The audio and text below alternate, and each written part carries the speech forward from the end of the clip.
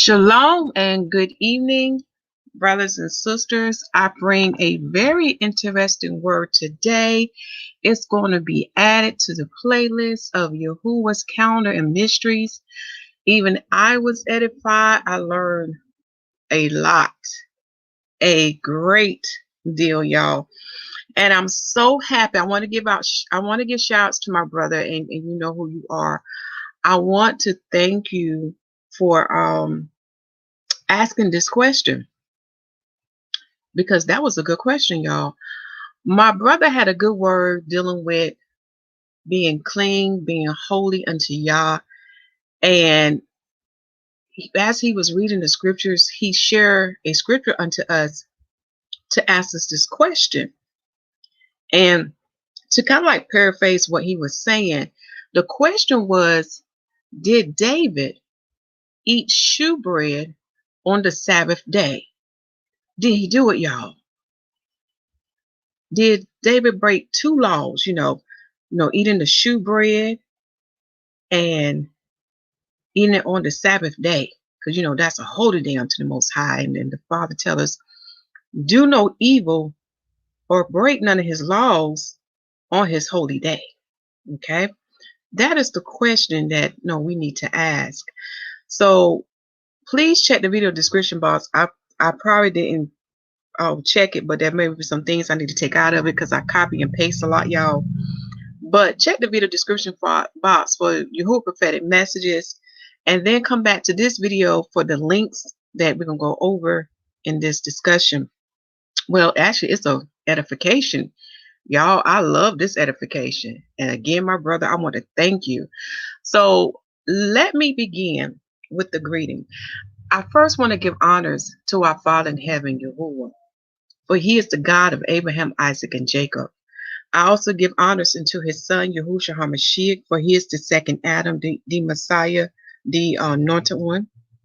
And I also like to give honors unto the Ruach HaKodesh, who is the Holy Spirit, known as the Spirit of Wisdom, also known as the beauty of holiness and the glory of Yah, aka the 7 eyes and 7 spirits of YAHUAH. All right. And also, I want to bid a shalom to the bride of the Messiah, to the 144,000, and to the nation of Israel. Shalom, shalom, and good evening, y'all. Good evening. So take a look at this picture, y'all, because this is why it's so important to have the foundation. I stress to my family, because, we come together on the Heathens Day, known as Saturday Day, to study our Father's calendar and his mysteries. And I stress to them that in order to understand his calendar, you must know Torah and you must know the gospel. Okay? That is the foundation. That is the root. And then when you get into the historical books and the books of the prophet, that is the extension of Torah. And then you'll get a greater understanding of his calendar that's written in Genesis chapter 1, verse 14. Because by knowing this, y'all, we're going to be able to answer this question tonight. Did David eat shewbread on the Sabbath day? Okay. Shalom and good evening for those who just came on. Again, please listen to YAHUAH prophetic messages. They are listed in the video description box, so you can listen to it and print them out, because he is speaking through his prophets and prophetess today, y'all. Just like he did in the ancient days, he spoke through prophets and prophetess, and he's doing the same now. All right. So first thing first, y'all know me by now. I have to give the date. I got to give the date, y'all, because, we need to come to the understanding that we are in the fourth beast kingdom. We're in the kingdom of where or darkness, in the kingdom of Satan, Okay. Also check the video description box for some other important videos, such as the mystery of the covenant. Again, many think that the covenant is the words or the letters of the paper, but it's not. And to the naysayers that are called the Roman Christians or the Christianities, and those who are the Hellenizers, or as the Bible says, those who are the heathens, we know they're going to come against this because, they're not of Yah. Okay. Far as the date, now let me start with the heathen date, because that's what the world has been taught is the heathen date. For the date is March the 4th in the year of 2021 AD. And today the heathens call this Thursday. Now, when you go back and translate what do Thursday mean unto the heathen, this is the day of Jupiter unto them. So in the Latin tongue, they would say Dies Jovis. And their day began from midnight to midnight. They start their day from darkness to darkness because they are the children of darkness, and therefore they imitate their father, who is Satan, and you know he is the father of darkness. That's why they do what they do, y'all.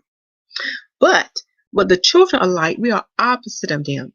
And when you come to the knowledge and understanding of the Most High calendar, you will learn that we are in his 12th month.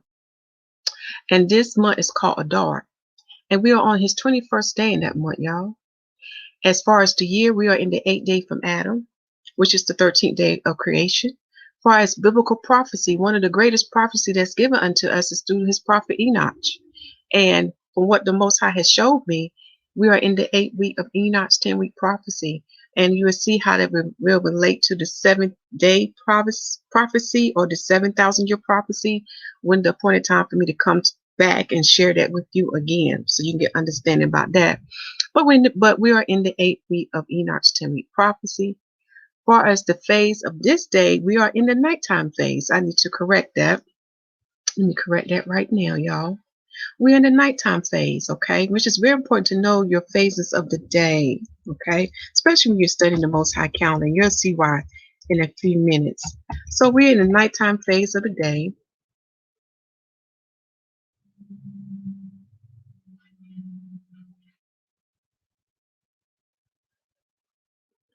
And we're in the 3rd week of the 12th month. We're in the 3rd week of the 12th month. As far as the day of the week, we are on the 6th day of that week. We are on the 6th day in the 3rd week. Do you see? We're very different from the heathens. We don't do as they do. We don't have our days of the week named after the hosts, named after the things in heaven. Okay? As far as the day of the sun is in its 12th month and 15th day, and we're still in the last month of winter. As you see, that we don't follow the heathens, for our new year begin in spring. Again, the heathens keep their new year in winter because this is after, Satan, things of darkness.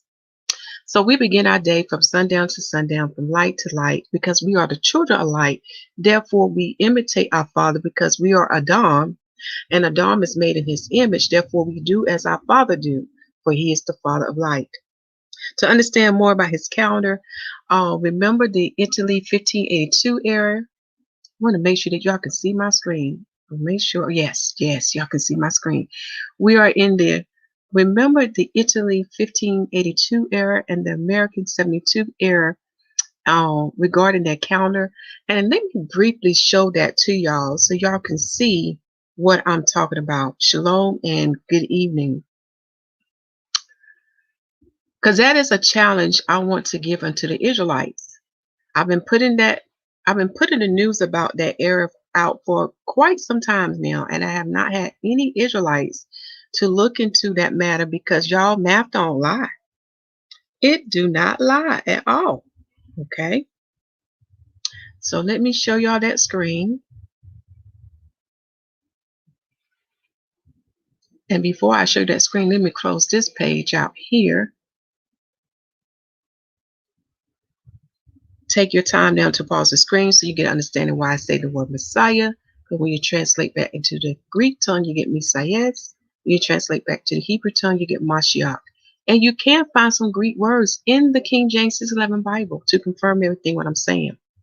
Also take this time to pause your screen to learn the things that the Messiah is represented by, because these things are mystery. So it's so important that you study the Paleo Hebrew letters as well as the Picto Hebrew letters, because then you begin to understand the mysteries of Yah as well as with his calendar. But we know the Father and the Son is their left and tall. And when you translate into the Greek tongue, they would say Alpha and Omega. When you translate into the English tongue, they would say they are the first and last. Okay? All right. We'll come back to that. Well, let me go ahead and give that to you now before we go to the errors that we found in the heathen's calendar. Remember, Passover is coming up. Hint, hint, you cannot use the Gregorian calendar to get the Passover date. You have to follow Yahuwah's instructions. He has given the heavens to be time indicators unto you. So the heavens would dictate unto us when the Passover is, that the world today calls the Lord's Supper.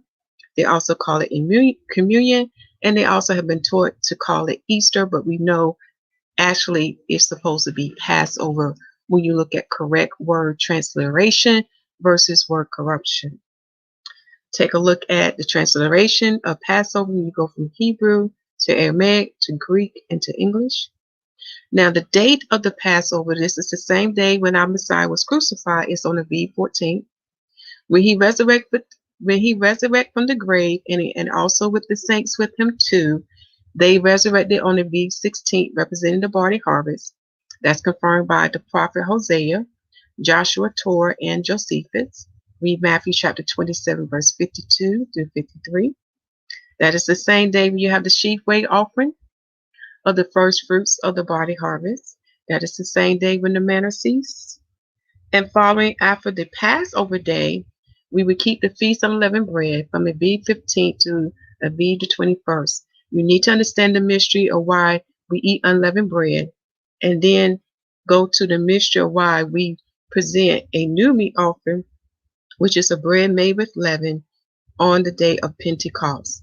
The Father's telling you something, and the channel give you the mystery. You can go on the channel, look that up, and get the mystery on that. But it represents what you shall become, O bride of Yahusha HaMashiach, and to the 144,000.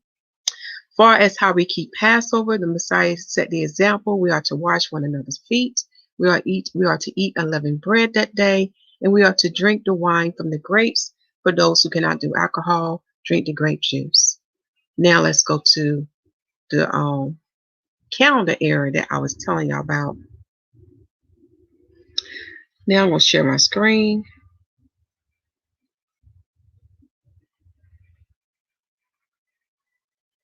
Shalom, shalom to those who just came on.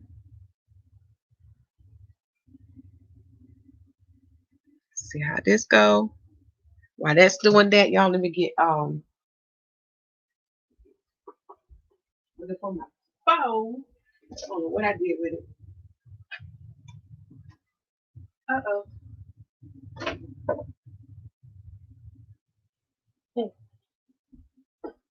Okay, I'm back.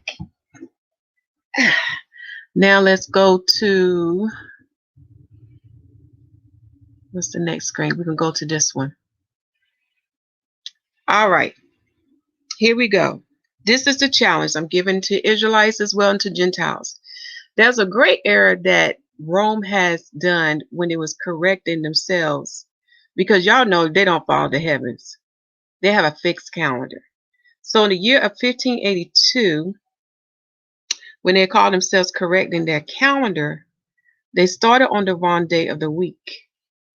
Because see, when they made a change, they realized they was on the 15th day in that month of October.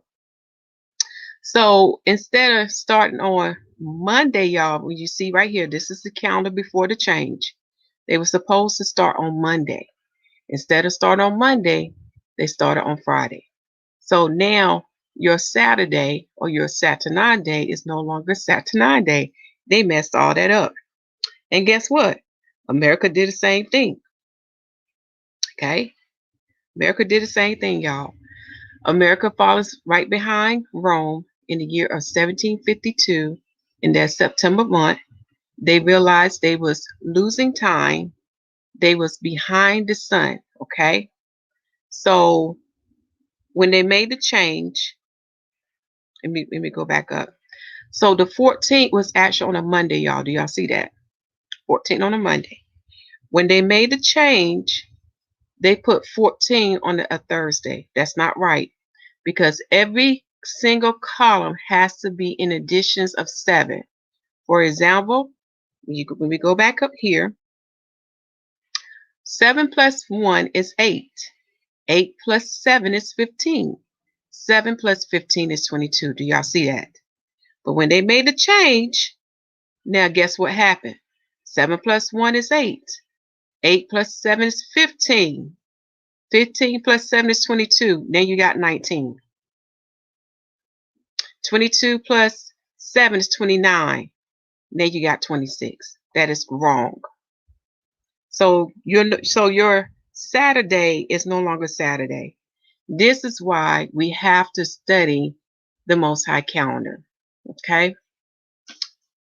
Give me 1 second, y'all. I got to find one more item.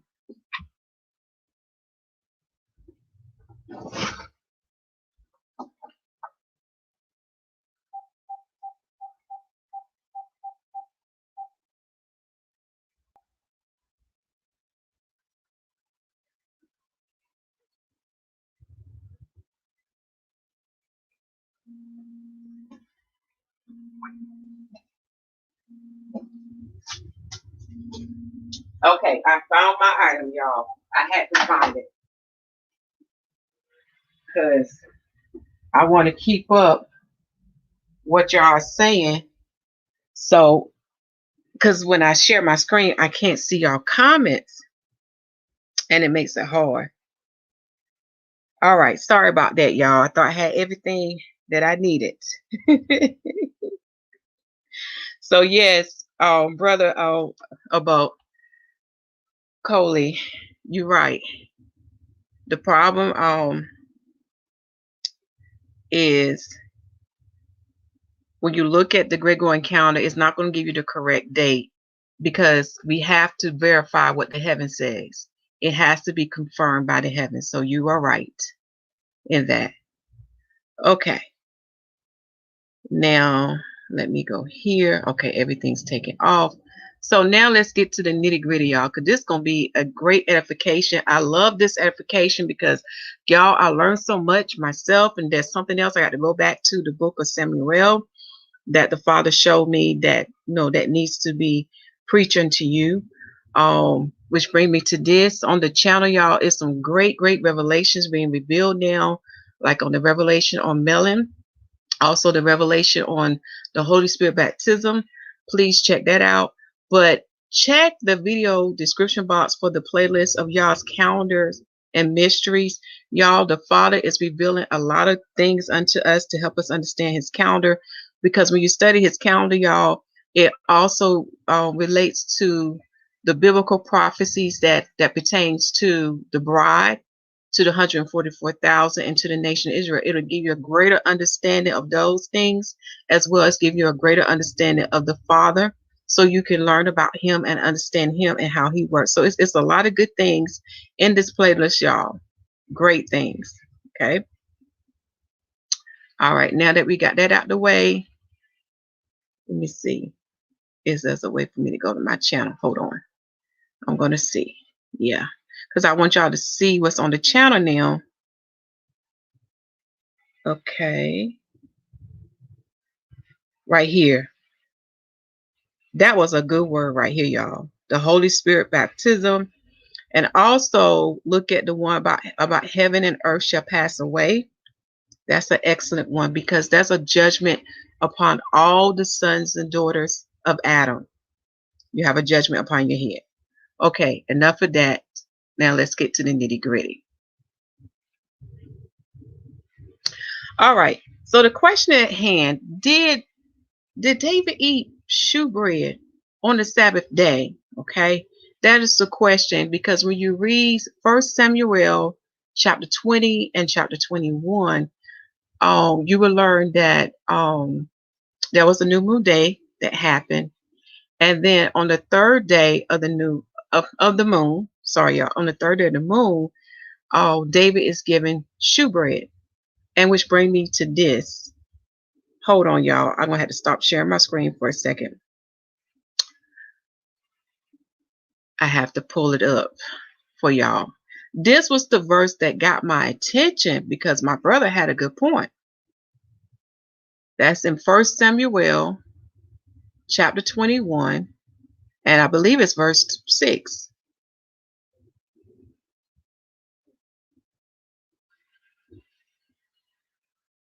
Getting there, y'all. This taking a little while.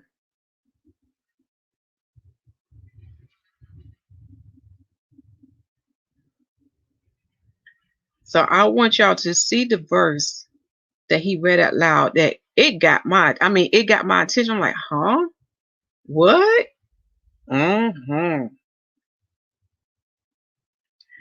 Okay. Oh, didn't share. Let me try it again. Trying to share my whole screen. All right. Let me see. Try it one more time.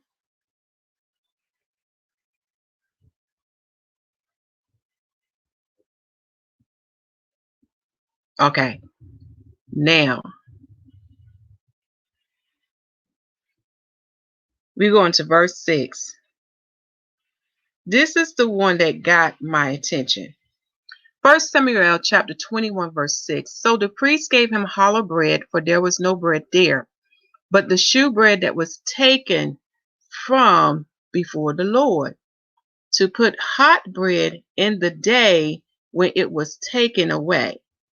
Now, when I first heard this verse, it's like, okay, my brother do got a point. It sounds like that David did eat shewbread on the Sabbath day, which is the seventh day. I'm talking about the 7-day rest, because remember, there's different types of Sabbaths, okay, different types of rest. But the rest I'm talking about is the 7-day rest that we keep from month to month, because every month has 4 Sabbaths, okay? So I said, yeah, that do sound like that. So, but then my mind was saying unto me, but the prophets say otherwise. That can't be. Can you have a Sabbath on the 3rd day of the month? Is that possible? Okay. Now, I'm not talking about the other holy days and feast days that we all know of, but I'm talking about, can a Sabbath float on the 3rd day of the moon? That's the question we need to ask. All right. So, what we're about to do, this is an example of how we got to go line upon line. In this type of question, we're going to have to take our time and go through the scriptures to understand what verse 6 was saying unto us. Okay, so I put a note for myself to remind myself, because we're going to begin to talk about the Levites. So for those who are of the tribe of Levi, the Father want me to remind you, remember, there's a judgment upon your head that you're going to be held accountable even in the kingdom to come. And you want to read Ezekiel chapter 43, because our Father the same, he don't forget. And there'll be an example unto the Gentiles to get an understanding that a lot of y'all have been taught the wrong things, thinking that he has changed. And a lot of people not understanding his grace and mercies. A lot of people not understanding that in the new kingdom to come, we will keep the Sabbath day. We will keep the new moon day. We will keep his holy feast days. Even in the time when the Messiah shall reign for 1,000 years. It has been spoken by or prophesied by the prophets. There's no way around it. But here's the problem. Y'all haven't been taught how to keep it in the new covenant.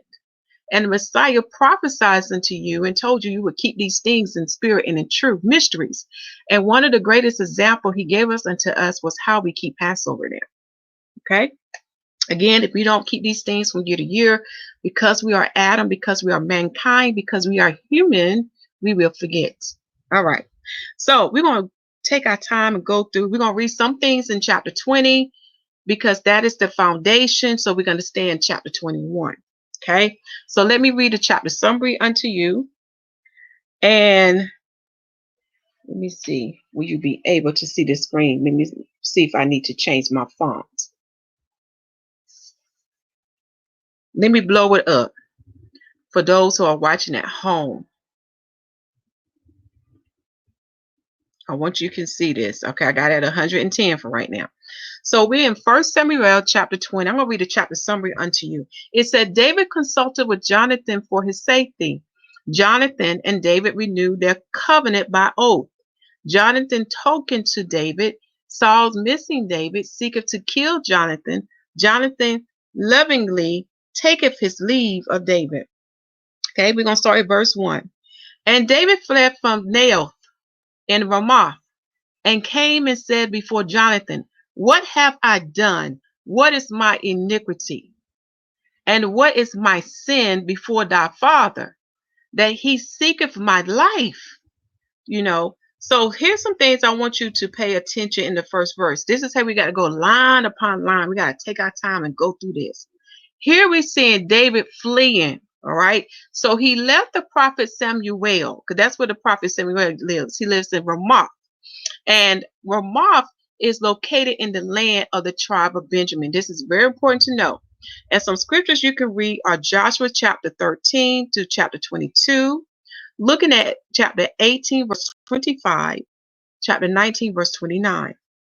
Okay, but notice where David is running to. He's running to Jonathan, right? So when you read the whole book of First Samuel, you will learn that Jonathan lived in the land of the tribe of Benjamin too, and the city that he was in Gibeah.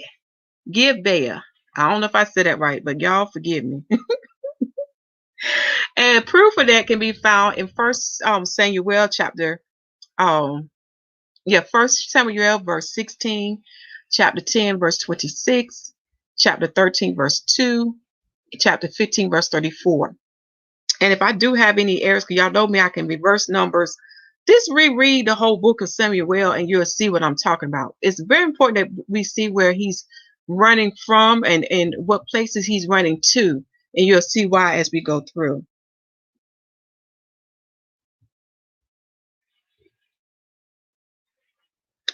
Now I'm going to skip a couple of verses because we need to go down to verse 5. Verse 5. That's a very important verse, okay?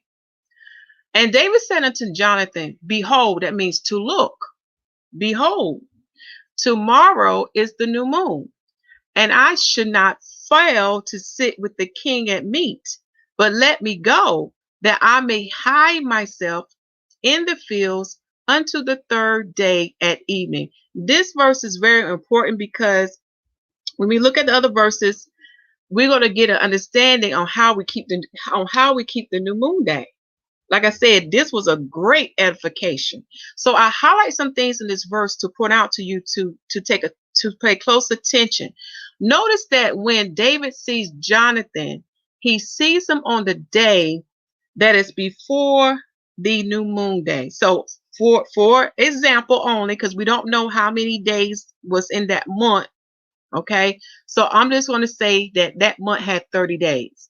So on the 30th day of that month, that's when David and Jonathan met. That's very important that you know that, because this verse make it clear that tomorrow is the new moon. Okay, so the next day to follow after the 30th day, when we scroll down, that's why I got a chart further down, will be the new moon day. That's very important for you to know. Okay. Another thing we need to pay attention to, that David goes on to say, on the new moon day, this is what he's going to do. He said, I'm going to hide myself in the fields unto the third day at even. That's very important because he's giving us a time when he's going to do this. Okay. I'm going to see, can I go to that time? And then we come back up. So notice there that in the fields unto the third day at evening, David's going to hide himself up to that third day, and he's going to do this starting at sundown. That's very important. I want y'all to highlight that time. This is when David's going to do it. Now, another question to you: what happened at sundown on the new moon day? What do the Israelites, or what do the high priests or the priests of Israel do on a new moon day at sundown, y'all? What are they looking for? Okay. What are they looking for on this day? And can anybody guess what they're looking for on this day? Because David gave us a very important thing.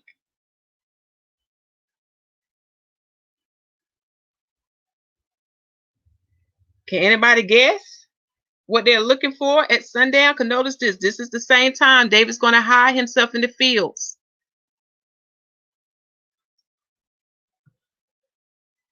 Is everybody this quiet tonight? All right. Well, what happened at sundown is the time when they are sighting for the new moon, which is the new moon crescent. And the prophet Ezekiel is the prophet that tells you what is a new moon. He gives you the definition. It's found in First Enoch. Okay. So I need to type this in the box so you have, at evening is the time of the new moon crescent. That's the only time you can see it. In the west. In the west.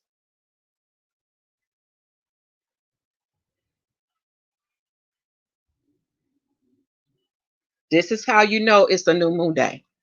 Do y'all see now? We got a nugget here to prove to people that Enoch's writings is correct. Because notice here, he said at sundown. What happens at sundown? This is a day when you have the priests of Israel to go out and look for the new moon so they can what? Blow the shofar. Remember Numbers chapter 10. Numbers chapter 10. Okay?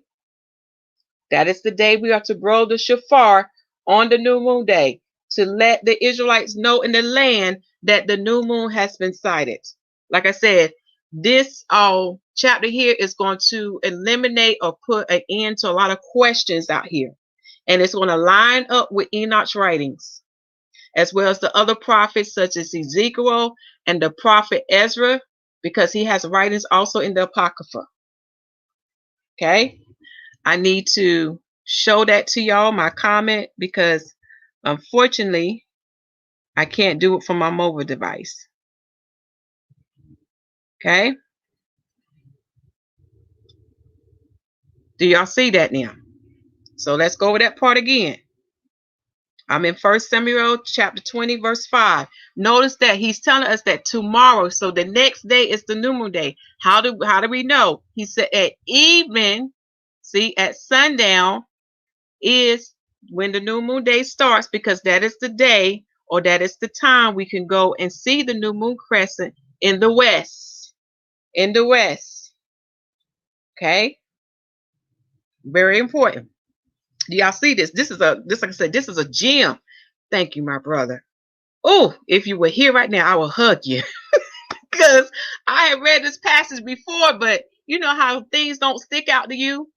Like I said, if you were here, I will hug you because you don't know what gem you brought out. So this would eliminate all the other doctrines about what is the new moon. This will confirm what the prophet Enoch told us what the new moon is. He said the crescent, when light first come upon the moon, is your new moon day. When she's full of light, which is the full moon, that's the mid part of the month. And when the moon has no light upon her, that is the end of the month. That's the prophet Enoch confirmed it. Remember, this is why the Messiah said we have the prophets of Yah. They are the ones who tell us what is what. So when you are judged by Yah in that day of court, you'll be justified by his prophets because the prophets are his mouthpiece. In other words, God spoke through the prophets. So you can't go wrong if you follow the prophets. Y'all want to highlight that. That's a nugget. So David hid himself in the fields at sundown, at evening, and he's going to stay in the fields he's going to stay in the fields up to the third day. And this is a good passage to look at the other scriptures when you talk about time, especially when you look at when the Messiah was crucified for 3 days, 3 nights, because the prophet Hosea said on the third day he would resurrect. So that's something else to compare, because the reason why I'm bringing that out, you got to understand about English language. It's so many ways they can write things, but it can be very confusing. That's why we have to do what? Line upon line, precept upon precept. That's where you got to bring all those things, all those scriptures from those different books all together and put it together so you can see the bigger picture. Okay? FYI, offerings and feasts on these days. You need to know what is offered on these feast days, such as the new moon days, the Sabbath days, your feast days. Is very important because then you'll give you an understanding why you have the new moon day and the Sabbath day not to fall on the same day. Do y'all hear that? The new moon day and the Sabbath day is on separate days. They never fall on the same day unless, now I know y'all see my screen, what new moon day fall on a day of rest? What is the new moon day that fall on a day of rest?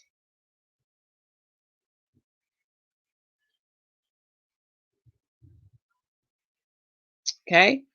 So what is that day, y'all?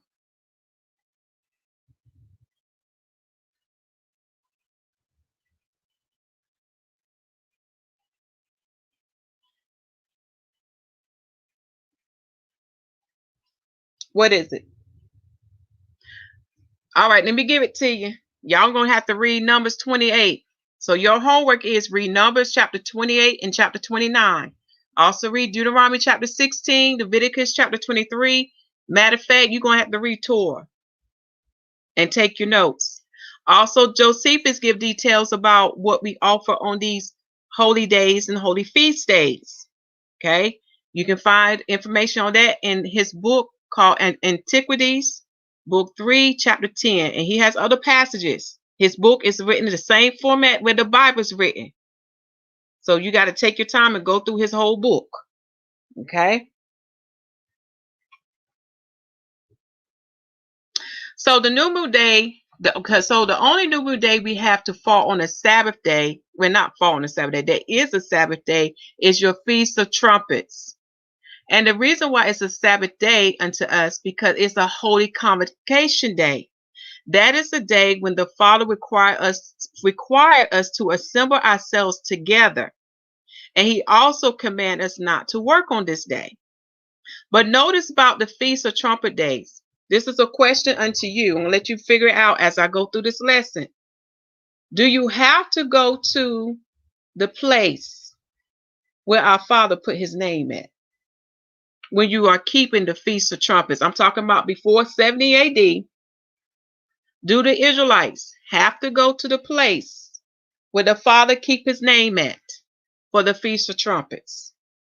This is something very important for you to know. Okay.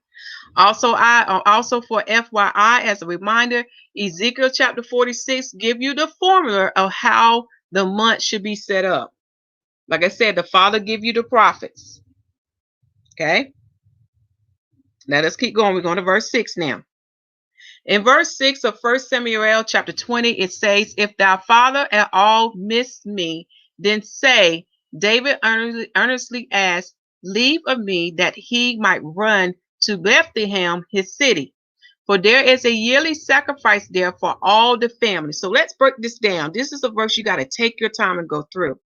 Notice here, David gave Jonathan an excuse to tell his father if he don't see him there on the new moon day. Because that's the day you have to offer your sacrifices. And that's also the day where they have a feast for the new moon day. And those they're keeping this feast after sundown. Well, let me make sure. I have to go back to Numbers 28 myself to make sure. But notice that they're keeping this feast. Okay. So right here, when you look at Bethlehem, we know that is the home country of David in the land of the tribe of Judah. So you know that land is located below the tribe of Benjamin land. Very important to know. Okay. Because now we begin to understand, like on a new moon day, it's just a holy day unto the Father. It's not a day of rest, because you can see what's going on. Okay, because there's things we don't do on the Sabbath day. Because notice here, he said at sundown, he's going to hide himself in the fields, right?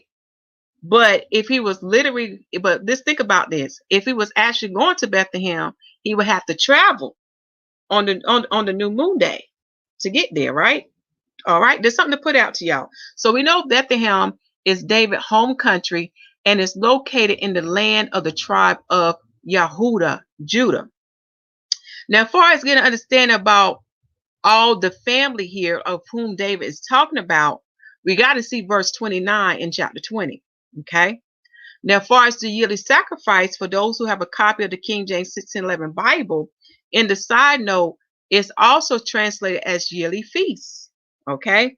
So the next question you want to ask yourself, well, what yearly sacrifice or what yearly feast that David is talking about that would not have King Saul to question him? Because remember, we know what we should keep, right? Think about all the type of feasts and stuff, right? So what feast could David be talking about? Or what feast could David be using as an excuse so he won't be missed or be noticed that he left? Okay, so here's some things I threw out unto y'all. Number one, now we know it can't be the 3 solemn feasts. And the 3 solemn feasts that I'm talking about are Peshat, which is Passover, Shavuot, which is Pentecost, and Feast of Tabernacles, which is Sukkot. We know he's not talking about those three solemn feasts because during that period of time, think about this, y'all. You have to know history. During that period of time, all Israelites are required to go to Shalom for those feast days to worship before Yahuwah. You need to read Deuteronomy chapter 16, verse 6. Chapter 16, verse 16. Chapter 16, verse 16. Which is also, you need to read 1 Samuel chapter 1, verse 3, verse 21, and chapter 2, verse 19. And when you do your study about Shiloh, you will learn that it's located in the tribe of Ephraim land. Okay, it's located in the land of the tribe of Ephraim, and the land of the tribe of Ephraim is above the land of the tribe of Benjamin. Very important to know, like I said, because one of the laws we got to look at with Sabbath is about travel, how far one can go. That's what I say. It's very important to look at all these things. Okay. Also, there in Shiloh, as written in Joshua chapter 18, verse 1, you will learn this is where the congregation of Israel will meet on those three solemn feast days, because that's where the tabernacle or congregation is set up there. The tent tabernacle that was built by Moshe and the Israelites when they was in the wilderness. Like I said, you got to know Bible history. You have to know your history. Also in Judges chapter 21, verse 19, it is confirming unto you of the location of Shiloh, because that's where the feast of the Lord is held yearly. Okay. And it says here that it is on the north side of Bethel, on the east side of the highway that goeth up from Bethel to Shechem, on the south side of Lebanon. So it's located, again, remember, Shiloh's located in the land of Ephraim, where the son of Joshua, where Joshua, the son of Nun, lives. Okay, go back and read those books, y'all. Okay, so again, Shiloh is the place where you have the tent tabernacle, which is the house of Yahuwah there. Read Psalms chapter 78, verse 60, Jeremiah chapter 7, verse 12 through 14, and there's many other scriptures, but the scriptures I want to share with you regarding Shiloh, this is another confirmation what I'm telling y'all. Psalms chapter 78, verse 67. Moreover, he refused the tabernacle of Joseph, and chose not the tribe of Ephraim, but chose the tribe of Yahudah, the Mount Zion, which he loved. Do y'all hear that? So there was a time where the Father had his name in the land of Ephraim. That's where he used to have his house, his temple, his tabernacle. But then there was a change. You got to know your history, and you're responsible for reading the word of the Most High to understand when it changed. So then he changed from that location, and he moved his house, his temple, his tabernacle into the land of the tribe of Judah, and that's where we get Mount Zion, why he loved Mount Zion so much. And this is the same place where the Messiah shall return to. Okay, now you see how everything's connected together. So we know the yearly feast that David used as an excuse that his family keep in Bethlehem. We know it has nothing to do with Passover, Pentecost, or the Feast of Tabernacles. So that's off the list. So another thing we can look at, it may be the Feast of Trumpets, because that's the only feast that falls on a new moon day. Okay. And some things that I put down here, I want you to look at. When you have the Feast of Trumpets, notice what offerings that are offered beside it. That's why I be stressing unto my family who studied the calendar with me. You need to read Numbers chapter 28 and chapter 29. Okay, so this could be what David is talking about. Could be, all right. But remember, this is a day of rest unto Yah. This is a holy convocation day. This is a day where we assemble ourselves. Now, question to you is, do we assemble ourselves where? Did they go to Shiloh? Something to think about, right? I'm going to give you the answer. No, they will assemble themselves within their homelands where they what's the word I'm thinking about? Where they have their own preset. Okay. All right. Hold on, y'all. I need to take care of something. Okay.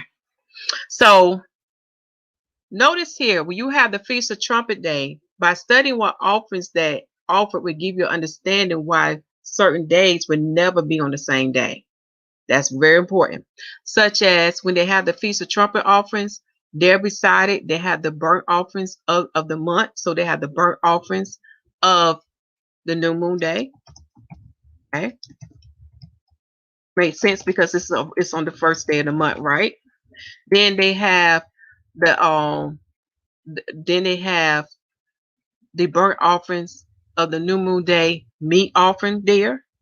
Then they have the daily burnt offering. That's the two lambs that are sacrificed daily, twice a day, morning and at evening. And beside that offering, they would have the daily burnt offering, meat offering beside that. And besides all those offerings, they have their drink offerings, because like I said, each of those types of offerings have their own drink offerings. Still, they have their drink offerings with that as well. And it followed after the manner. So when it say it's followed after, when it says it's according to their manner, you have to go back and read all those scriptures to see the instructions on how the Father have ordered them to carry out those offerings and what has to be presented. And it go on to say that they are for a sweet savor, a sacrifice made by fire. Now, the reason why I have that highlighted, because when you study about the Levites, you will learn that these offerings was given unto the Levites for food. Very important. For example, when you read Joshua chapter 13, verse 14, only unto the tribe of Levi he gave none inheritance. I mean, he didn't give them land. Remember, they was not given land. The other 12 tribes was given land. However, since they was not given land, they was given the sacrifices of YAHUAH, who is the God of Israel. And the sacrifice that was given was the sacrifices made by fire. That was their inheritance, as he said unto them. That is in Joshua chapter 13, verse 14. You're going to see why this is all important to know, because it's going to give you understanding about 1 Samuel chapter 21, verse 6. Okay. Another verse you want to look at where you can understand about the Levite inheritance is Joshua chapter 14, verse 4. For it says that the children of Joseph was two tribes, Manasseh and Ephraim. Therefore, they gave no part unto the Levites in the lands. Do y'all see that? So they didn't give them land as an inheritance. Instead, they gave them cities to dwell in, with their suburbs for their cattle and for their substance. A great chapter to read is Joshua chapter 21, because it's going to expound on those cities that was given unto the tribe of Levi, and will give you understanding why you see Levites spread throughout the 12 tribes. You have Levites spread throughout the land of Israel for the 12 tribes, and you'll see why they did that, because not all the holy days or holy feast days required them to meet at Shalom. Okay, like I said, you got to understand that. Okay, so they had a local place of worship within their countries. Each tribe had a local place of worship within their countries or within their land. All right. Now the next thing, now this is probably what I'm more leaning to, because like I said, the first day of the new moon, if it is, it's just a holy day. But again, you have to look at Torah, because on that holy day, you cannot be unclean unto the Father. And you have to know Torah to know what makes you clean and what makes you unclean, what makes you holy and what makes you unholy. So it's very important. What I'm leaning more towards, let me back it up. It could be the Feast of Trumpets. It could be. But also what it could be a peace offering that is offered for a Thanksgiving or for a vow or for a free will offering. That's why I say you got to know about all the different types of offerings that the Israelites will offer unto the Most High. Okay. So it could be that what his family will offer yearly, okay, in their homeland, in their local place of worship in the land of Judah. For when you read Leviticus chapter 7 summary, it says that the law of the trespass offering and of the peace offerings, whether it be for a thanksgiving or a vow or a freewill offering, the fat and the blood are forbidden. The priest's portion in the peace offerings. Read verses 11 through 21, and that's in the book of Leviticus chapter 7. Also read Leviticus chapter 22 verse 17 through 25, because it's going to give you an understanding about offerings that's made for vows and free will offerings. Also read Numbers chapter 6 to understand about the Nazarite vow. Yes, you want to read that because that is the vow that the prophet Samuel's mother put upon him. Before he was even born, in her womb, she made sure he made sure that her seed in her womb partake in the Nazarite vow.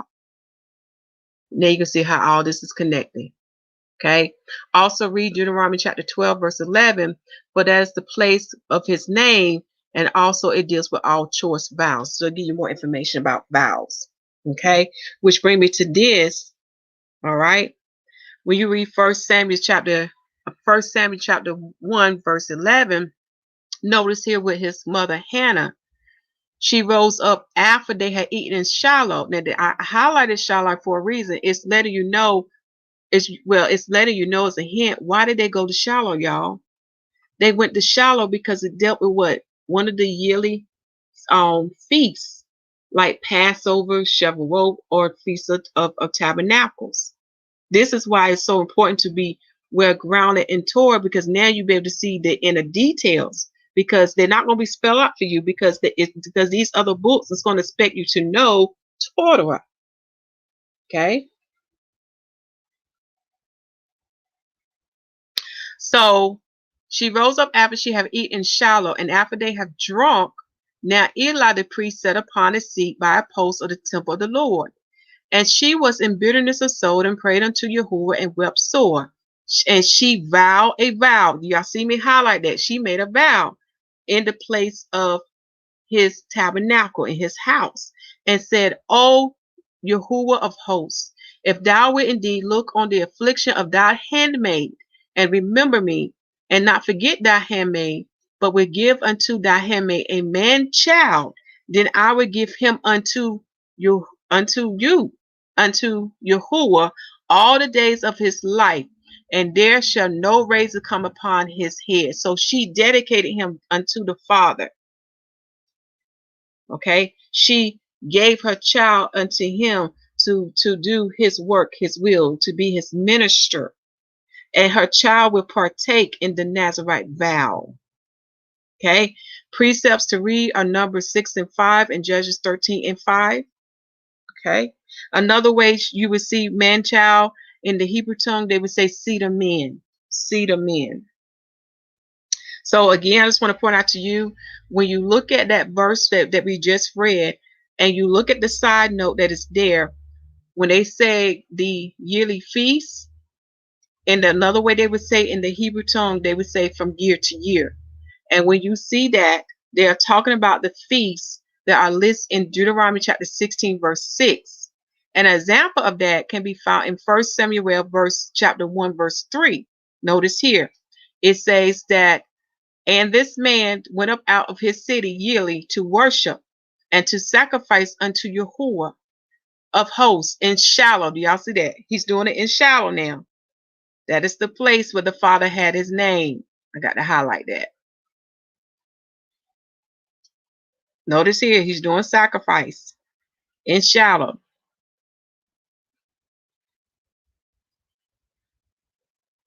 And when you look at that word sacrifice in the side note of the King James 611 Bible, it's going to translate to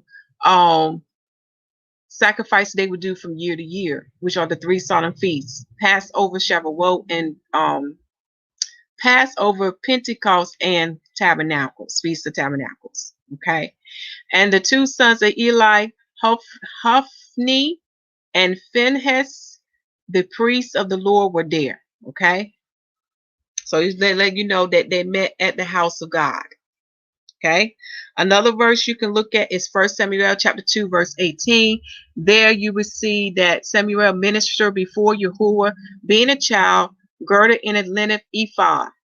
Moreover, his mother made him a little coat and brought it to him from year to year. When you see that year to year, y'all, that's telling you that she went up there during the time of the 3 solemn feasts right here. And how we know? That's what this verse say. When she came up with her husband to offer the yearly sacrifice. So when you see that, that's a hint to let you know that's done with the 3 solemn feasts. The 3 solemn feasts. Okay? So going back to this verse, when we're looking at David giving an excuse on why he's not at the new moon day feast, okay, in verse 6, that when he's talking about a yearly sacrifice, it could be one of the two. It could be the Feast of Trumpets, or it could be dealing with a peace offering that is for a thanksgiving, or that is for a vow, or that is for a free will offering. All right, let's keep going.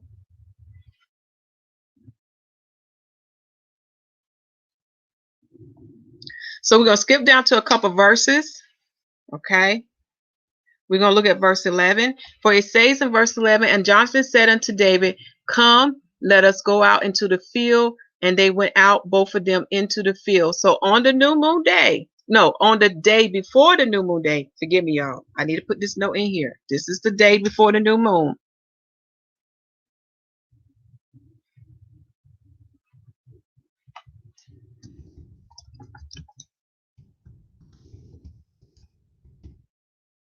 So on the day before the new moon, Jonathan and David go out into this field, the both of them. And notice what's going to happen. And Jonathan said unto David, O Lord, God of Israel, when I have sounded my father about tomorrow, any time, or the 3rd day, and behold, if there be good towards David, I then send not unto thee and show it to thee. Okay, so they are discussing what they are planning to do, how they're going to communicate with one another, so David would know if it's safe to stay or do he need to flee, because Saul was after to take his life. But notice here what I highlight. Notice he said about tomorrow anytime. Tomorrow anytime is dealing with what? The new moon day. Okay. Or then he said, or the 3rd day. So he has up to 3 days to wait. All right. Where? In the field. In the field that's outside the city where Jonathan lives, in the land of Benjamin. Okay. Very important note. So we're going to skip down because to save some time, because we want to get to the nitty-gritty. We want to get to that verse of 1 Samuel chapter 21, verse 6. The next verse we're going to look at is verse 16. This is very important to know. You're going to see how this played together. So Jonathan made a covenant with the house of David, saying, let the Lord even require it at hand of David's enemies. And Jonathan caused David to swear again, because he loved him, for he loved him as he loved his own soul. So here you see them establishing a covenant, an agreement, right? Very important to know. You will see why. Verse 18. Then Jonathan said to David, tomorrow is the new moon day. Do y'all see this? When did they make this covenant? They made this covenant the day before the new moon day. The day before the new moon day. All right. Let me put this in here. Covenant is made the day before the new moon day, which is what? The 1st day of the month.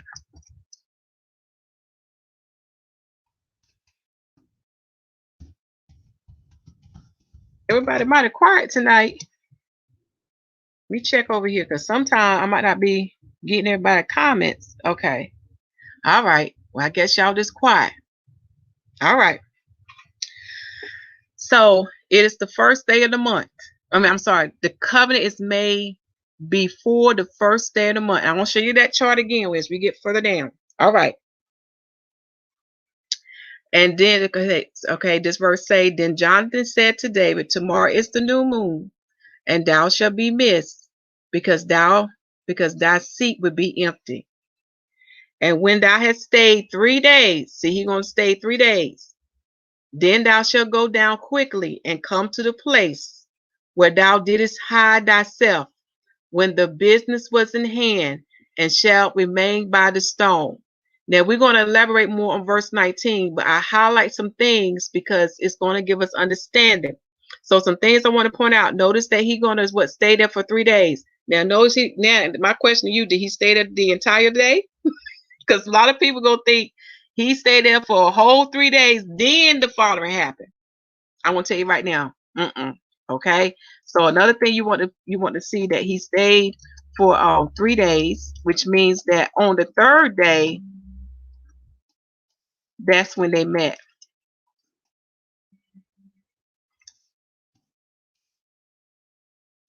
Like I say, English can be tricky at times. That's what you have to do, line upon line.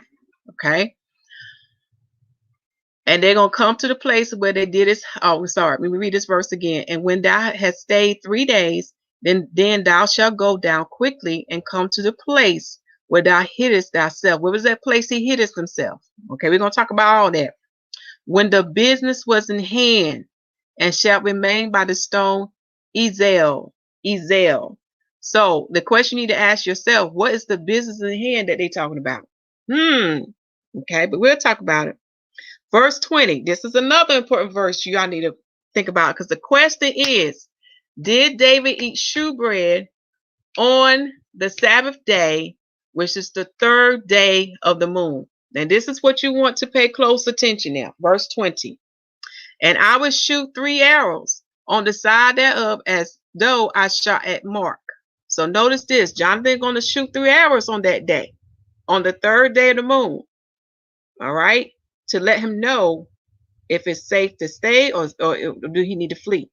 He also going to say, and behold, I will send a lad saying, go find out the arrows. If I expressly say unto the lad, behold, the arrows on this side of thee, take them, then come down, for thou is peace to thee, and no hurt, as YAHUAH liveth.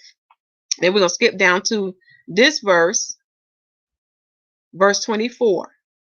So David hid himself in the field, and when the new moon was come, the king sat him down to eat meat. Do y'all hear this? Okay. This is a verse you want to highlight. David is doing everything he told us in the prior verses. He hid himself in the field. At what time, y'all? At evening, at sundown. When they would sight the new moon in the west, because that is the new moon day. And once that was confirmed, they had a feast. Go back and study Numbers 28. Numbers 28. So they had a feast on that day. So David is in the field now on the new moon day. Okay, I need to put a note here. This is the new moon. Oh, I left out a word. This is the new moon day. First day in the month. All right. Verse 25. And the king sat upon his seat as at other times. So like I said, this is nothing new. This is something that they do all the time now. Nothing new, y'all. Got to highlight that. Remember, line upon line. So this is nothing new. And even upon a seat by the wall. And Jonathan arose, and Abner stayed, and Abner sat by Saul's side. And David's place was empty. Okay. Nevertheless, Saul spake not anything that day. That's very important. You want to highlight that. He didn't say anything that day. For he thought something had befallen him. He is not clean. Surely he's not. Now, why do y'all think he would say that? Why do you think that the king would say that? Because notice notice here, the king is not alert. He's not really alarmed. He said, oh, he probably didn't come because he's not clean. Remember, the new moon day is a holy day. You have to be clean to keep the new moon day. Or what I wrote here. Oh, we put before. You have to be clean to keep the new moon day, for it is a holy day unto Yahuwah. Remember Torah and what's on what makes one unclean unto Yahuwah. Remember Torah on what makes one unclean unto Yahuwah. In other words, Torah tell us what would defile you and why you cannot partake in that holy feast. But notice here, it don't say anything about it's a day of rest. It don't say anything about it being a day of rest. But it's telling us it's a holy day. Okay. Like I said, beginning information here. Verse 27. And it came to pass on the morrow, which was the second day of the month. So now notice here, it's giving us the definition. What is the morrow? It is the second day of the month.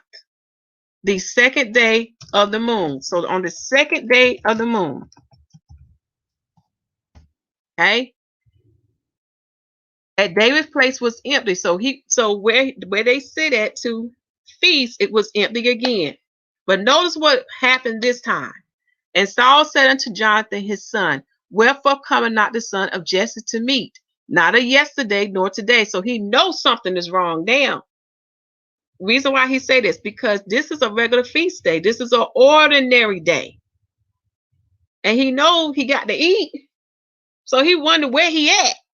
All right. Verse 28, and Jonathan answered Saul, David earnestly asked leave of me to go to Bethlehem. Do y'all hear this? Now we getting back to that other verse that I told y'all. It's gonna expound on what David was saying about all the family. Okay. And Jonathan answered Saul, David earnestly asked leave of me to go to Bethlehem. And he said, let me go, I pray thee, for our family have a sacrifice in the city. And my brother, he have commanded me to be there. And now if I have found favor in thy eyes, let me get away, I pray thee, and see my brethren. Therefore he cometh not unto the king's table. So he gives the king David excuse of why he's there. Now we know David in the field, y'all. But notice here, now we understand when he said all his family, he's talking about his immediate family, his household, like his mother, his father, his brothers, and whomever's in that household. And he said that they offer a sacrifice in Bethlehem. So they too have a place of worship. So it either could be the Feast of Trumpets, or it could be the peace offering that's made for a vow, that's made for a free will offering, and I forgot what the other offering it could be too. Okay, or a Thanksgiving offering as well. All right. So remember, it's David's family household offers a yearly sacrifice feast in Bethlehem. See 1 Samuel chapter 20, verse 6 notes. But we know David's in the field now. Okay, so this is day two of the moon. All right.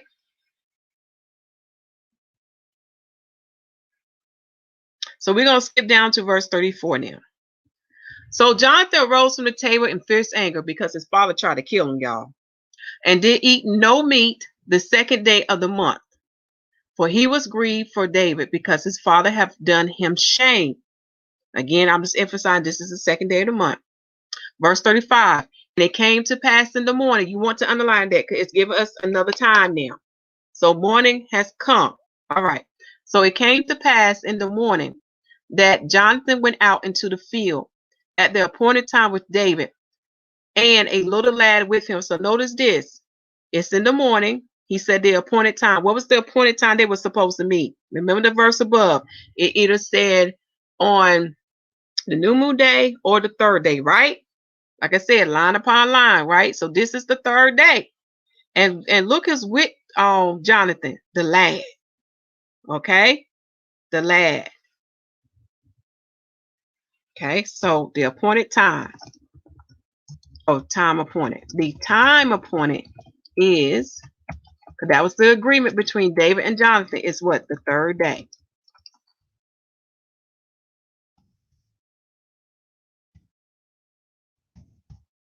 Verse 36.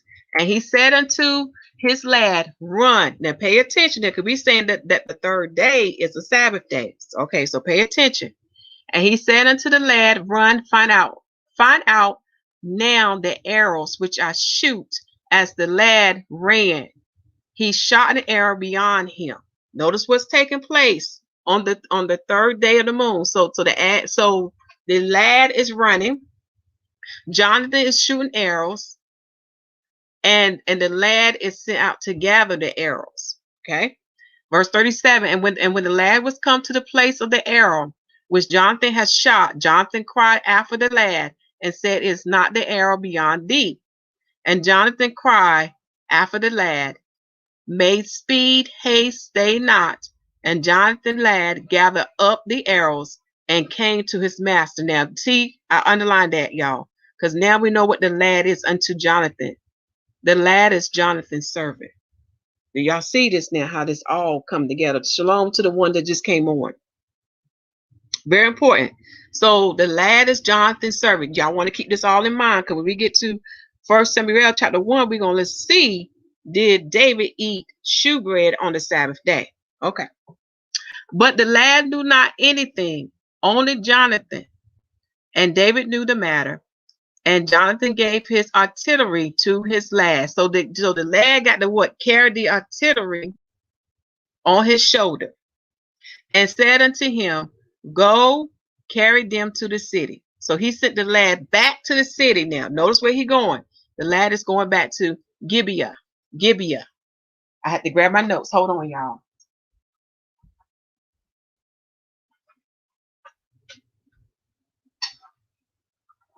All right, got my notes. Very important to know.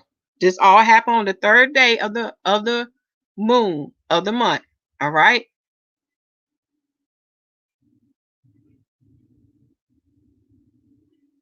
The last thing I'm going to read unto you, we'll go down to verse 42.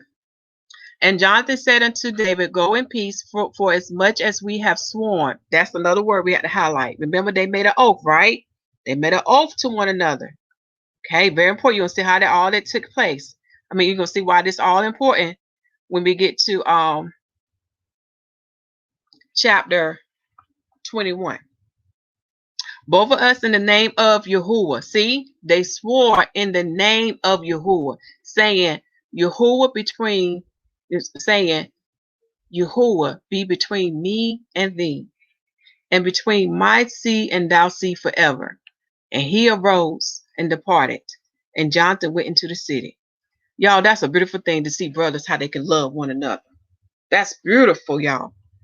That's an example to show you how to love each other. Love thy neighbors thyself. All right, let's keep going. But know here that Jonathan returns back to his home city in Gibeah. Very important. Okay.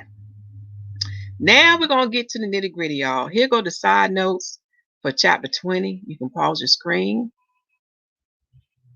Let me see, can I get this to clear out? There we go.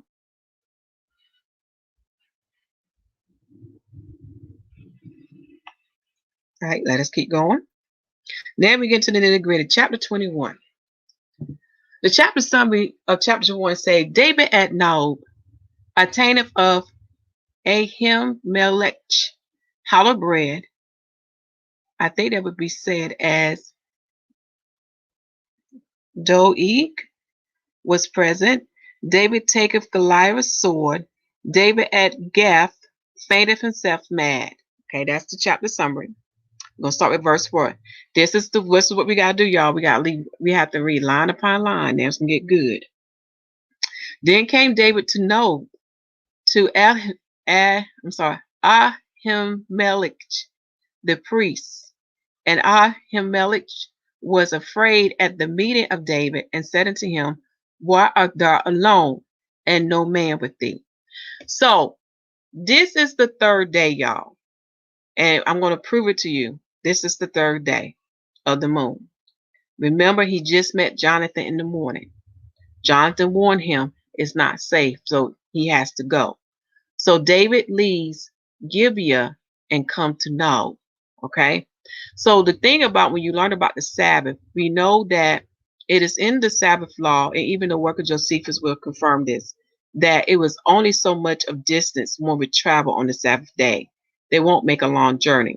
So that is something to keep back in your mind, because right now I don't know how far Nob is from Gibeah. Okay. So one of the questions you can ask yourself, Did David travels to Nob, was it a Sabbath day journey? You probably ask yourself, what is a Sabbath day journey? A Sabbath day journey is a measurement to let you know how far one can go on a Sabbath day. Even it's seen in the gospel, okay? And I have an example to give you a measurement of a Sabbath day. You can find it in, let me see where it's at. I know it's, Acts chapter 12. And the precepts and side notes you can find in John chapter 11, verse 18. Because when you measure the distance from Mount Olive to Jerusalem, because you will notice that on the Sabbath day, the Messiah will leave Jerusalem and go to Mount Olive. It measures about 0.80 miles. So it's less than a mile. How I was able to do that, y'all know me, I do math. But in the side note of John chapter 11, verse 18, you will learn that Bethany was 15 furlongs from Jerusalem. And when you convert that into miles, it's about 2 miles. This is all written in the King James 1611 side notes. Also, I was able to get the measurement of Mount Olives from Jerusalem from the works of Josephus. It's found in Book 5, chapter 2, section 3. And it says that Mount Olive is 6 furlongs. So it's almost about the half of this. So I know it's a little bit less than a mile. Okay. So that's how I was able to get that. So that's something to keep in mind when you look at how Jonathan and David are going from place to place. You know what I'm saying? To look at that, to see if it's a Sabbath day. Another thing you will learn about Nob. The Bible will teach you that Nob is the city of the priests. And this city of priests is located in the land of the tribe of Benjamin. Read 1 Samuel chapter 22, verse 19, and the book of Nehemiah chapter 11, verse 31 to 36, with a focus on verse 32. And when you look in the Strong Concordance, it means a high place. Reference number is H5011. Okay? But you will learn that this is where David went to. So he remained within the land of Benjamin, but I don't know how far Nob is, okay? Also, when you study the whole Bible, you will learn that Sabbath worship service is from morning to noon. This is when the people would come into the temple to learn the law, the covenant, from the priests that would teach the people.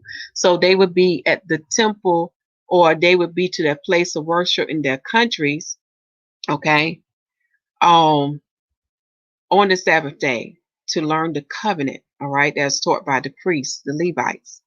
But notice here, David and Jonathan meet in the morning.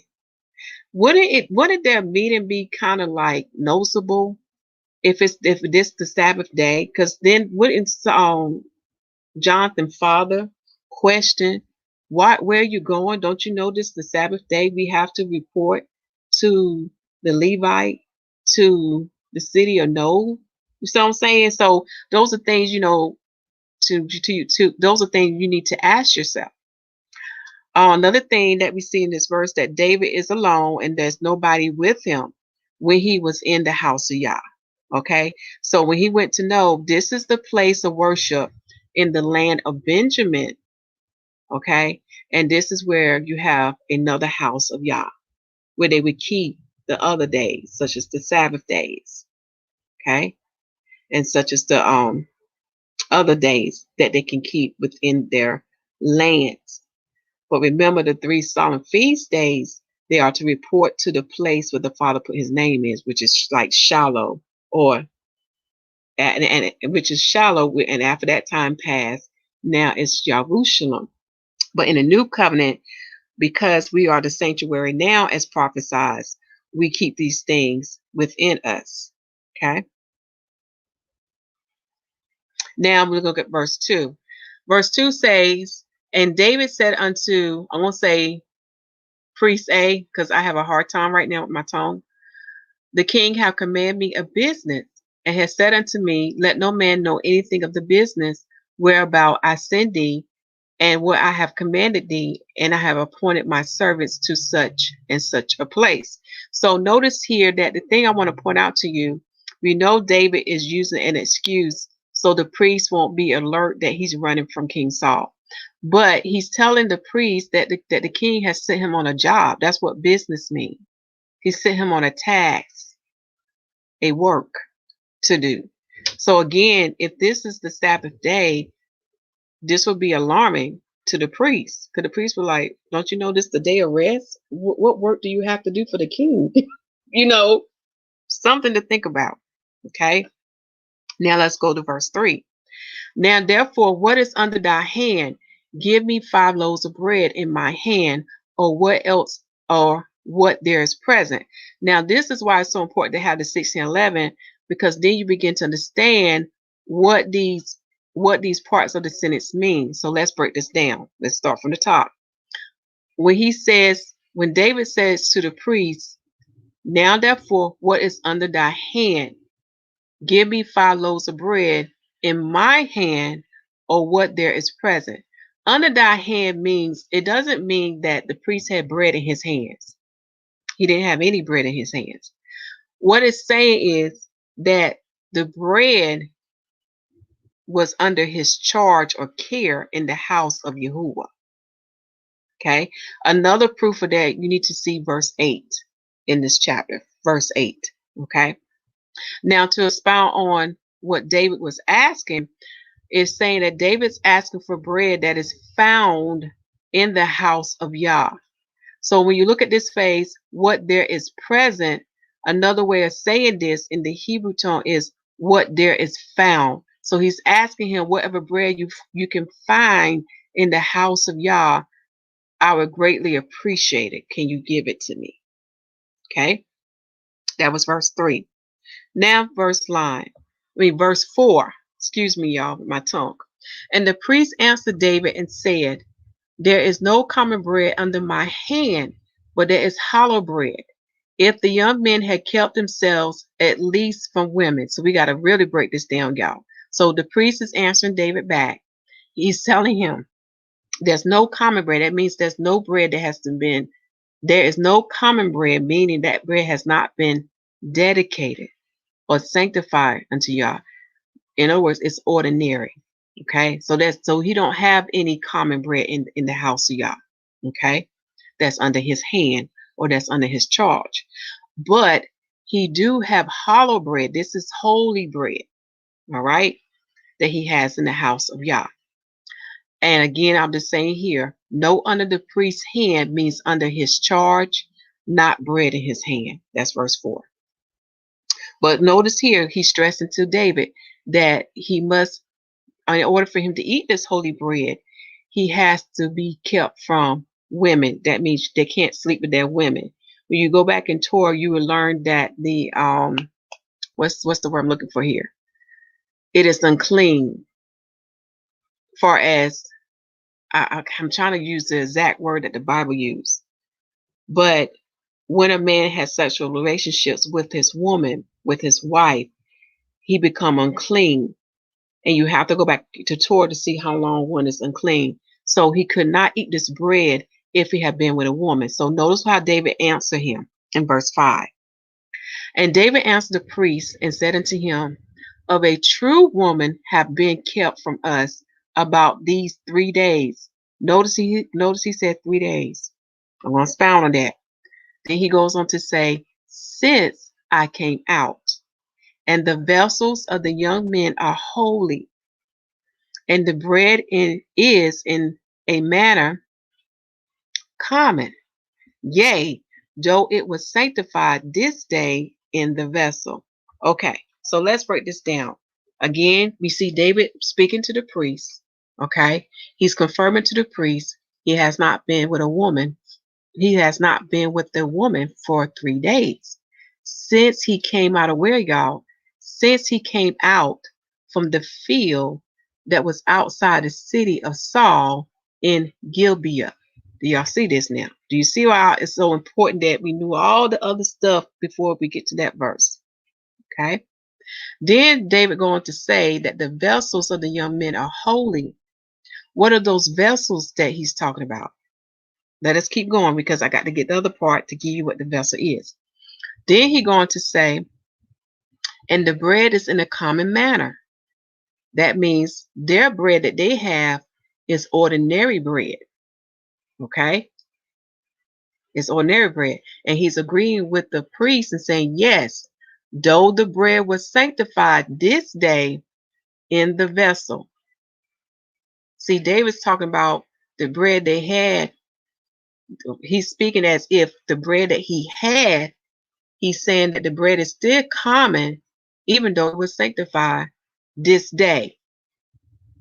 Think about it. I want y'all to think about it, what he's saying.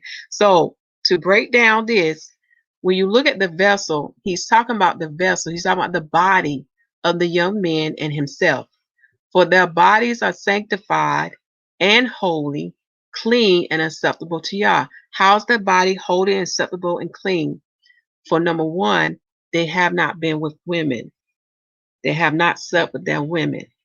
Also, when you study Torah, other things that can make you defile, like touching a dead body, or wherever else that's listed towards, many things that can make one defile. So this is why he's saying that the vessels of the young men are holy. Even himself, he is holy this day, because for 3 days straight, he has not been with a woman, nor has he touched anything that made him defiled, or ate anything that made him defiled. Do you see this now? Line upon line, precept upon precept. So when we look at verse 1 Samuel chapter 20, verse 19, remember I said we're going to come back to verse because this brings in about the 3 days. Okay. So in 1 Samuel chapter 20, verse 19, notice this. This happened on the 3rd day of the moon. Jonathan and David met in the field. And this was the same place where they had the day of business was done. So you need to ask yourself, what is the business that was in hand that this verse is talking about in 1 Samuel chapter 20, verse 19? The business that was in hand that was done in the field, that was the day before the new moon day, was the covenant that they made between each other. That was the business in hand. So when you look at the side notes, okay, it would say that when the business was in hand, it was in the day of the business. What was that day of the business, y'all? That was the day before the new moon day.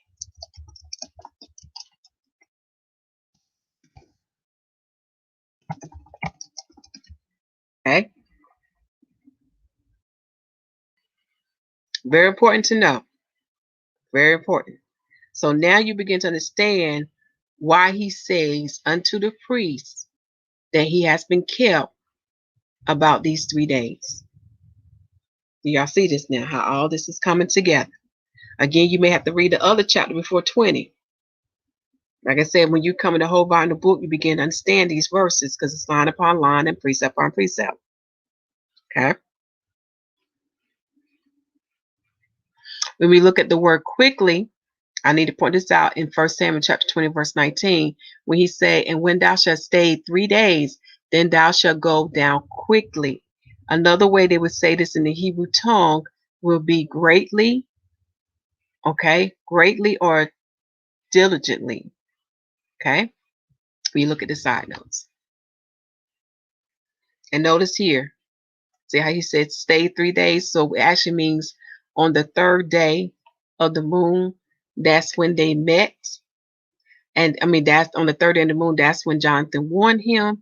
So in that morning, he left the field and he went to Nod, okay, to get what? Bread. He was hungry. He needed something to eat. It makes sense because he'd been in the field for 3 days. Well, no, he'd been in the field up to 3 days. Makes sense. Everything adding up. So I just want to point out to you again in verse, I have to see what verse we're in. Verse 5, that notice here, the day before the new moon day, a business transaction took place in the field on the last day of the moon in the month before the new moon day. Very important to know.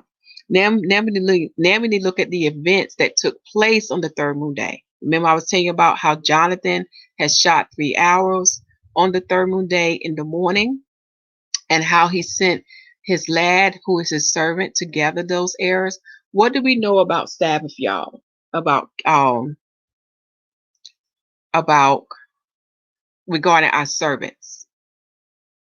Remember the 10 Commandments? For our servants must rest too.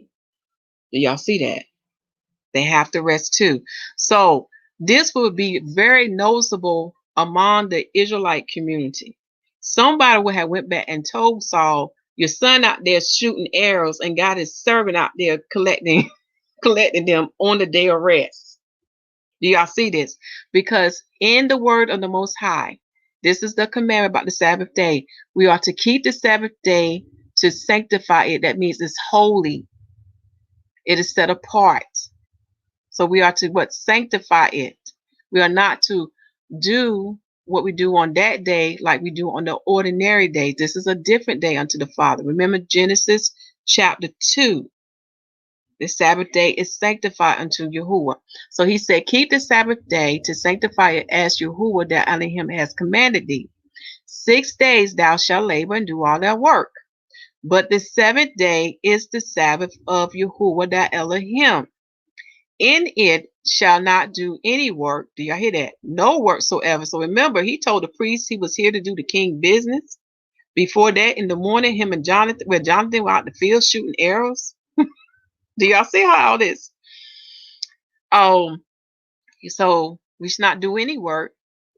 Thou, nor thy son, nor thy daughter, nor thy manservant, nor thy maidservant. That's what I need to highlight. So they ain't supposed to do any work, right? Our servants ain't supposed to do any work, right? Nor thy ox, nor thy donkey, nor any of thy cattle, nor thy stranger that is within thy gates, that thy manservant, thy maidservant may rest as thou. Do you see what the Father's telling us?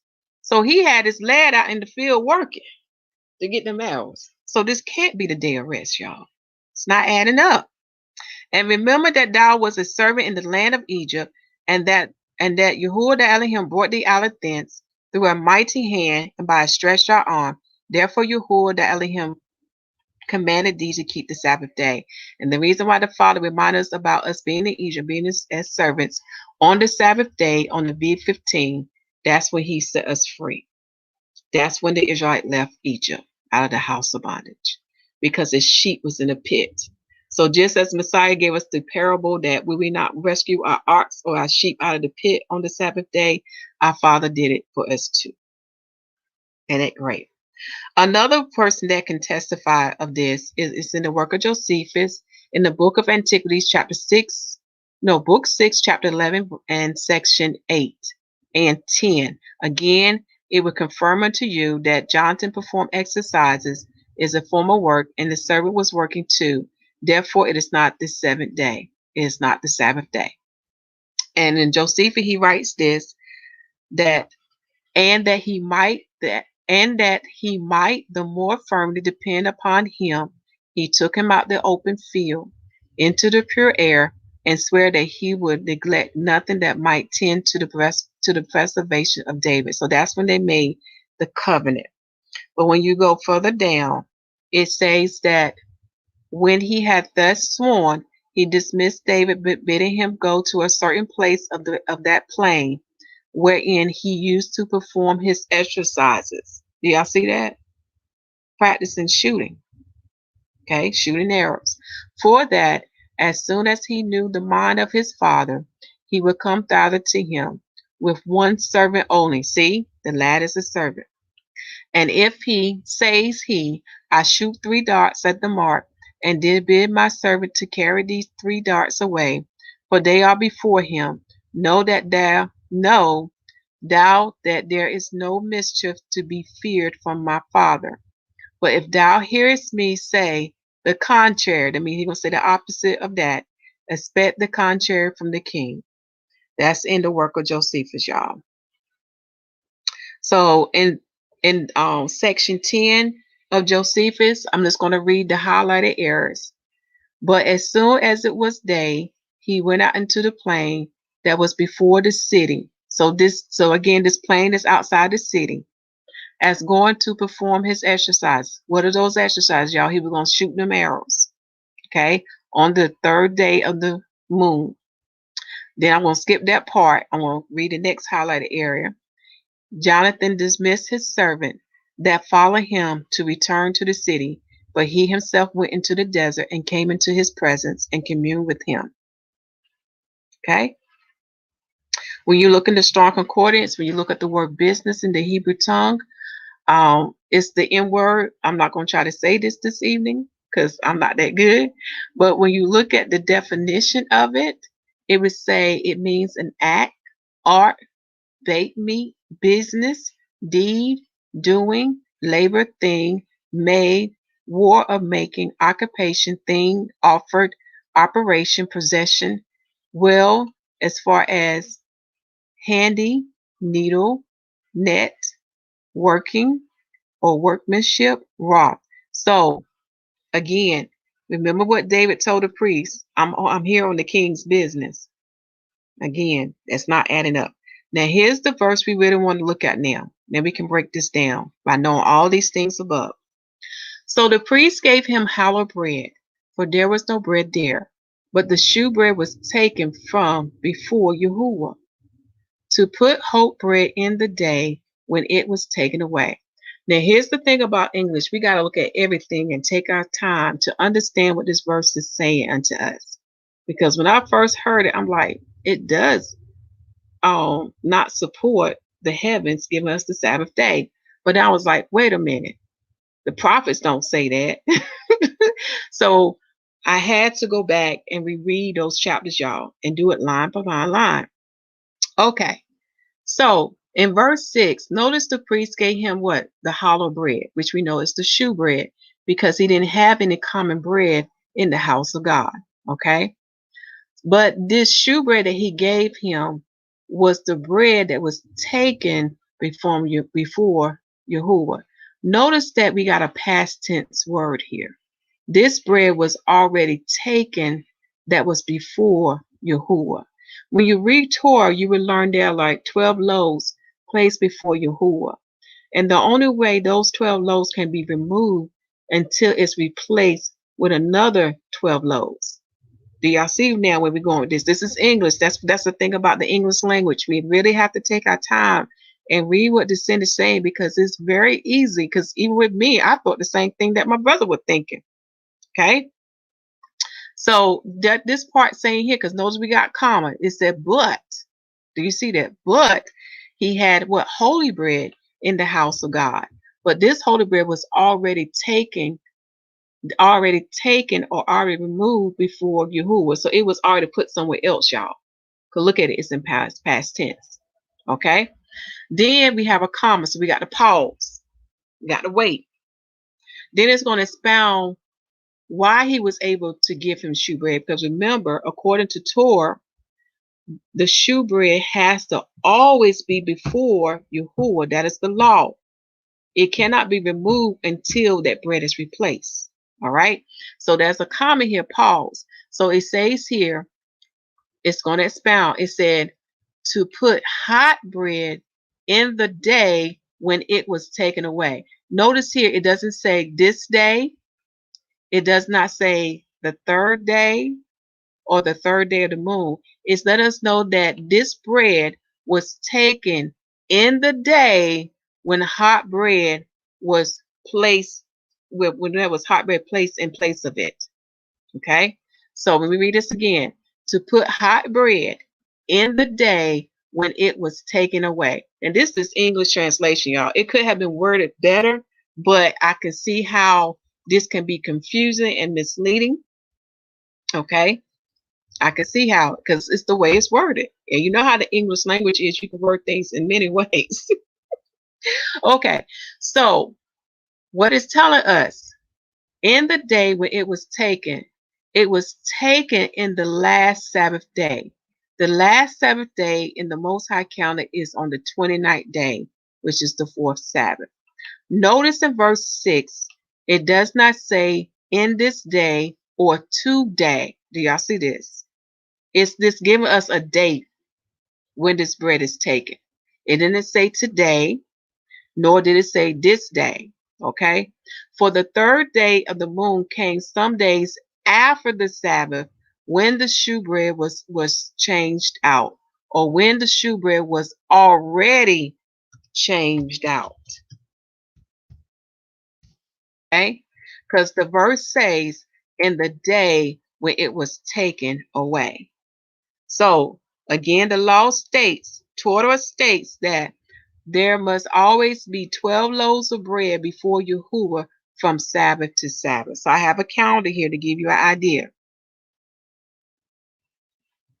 So in the land of Nob, okay, I should put Nob right here, so you would know what I'm talking about. In the land of Nob, the shewbread is replaced with fresh bread. Okay. Then on the 30th day, you have David and Jonathan. I hope I spell his name right. Jonathan covenant. That's the day when it was discussing the details of what they were going to do, right? Remember that this is the day before the new moon day.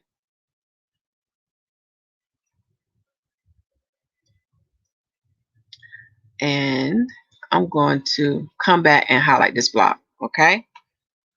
Then we have the new moon day, okay? And I need to, I'm trying to think. Yes, I do need to move this. The day of business was the day before the new moon day. That's when David was missing, y'all. Because at sundown, he wasn't at the feast. He wasn't at the new moon day feast. Okay? Very important. Then, after the new moon day, we have the first week.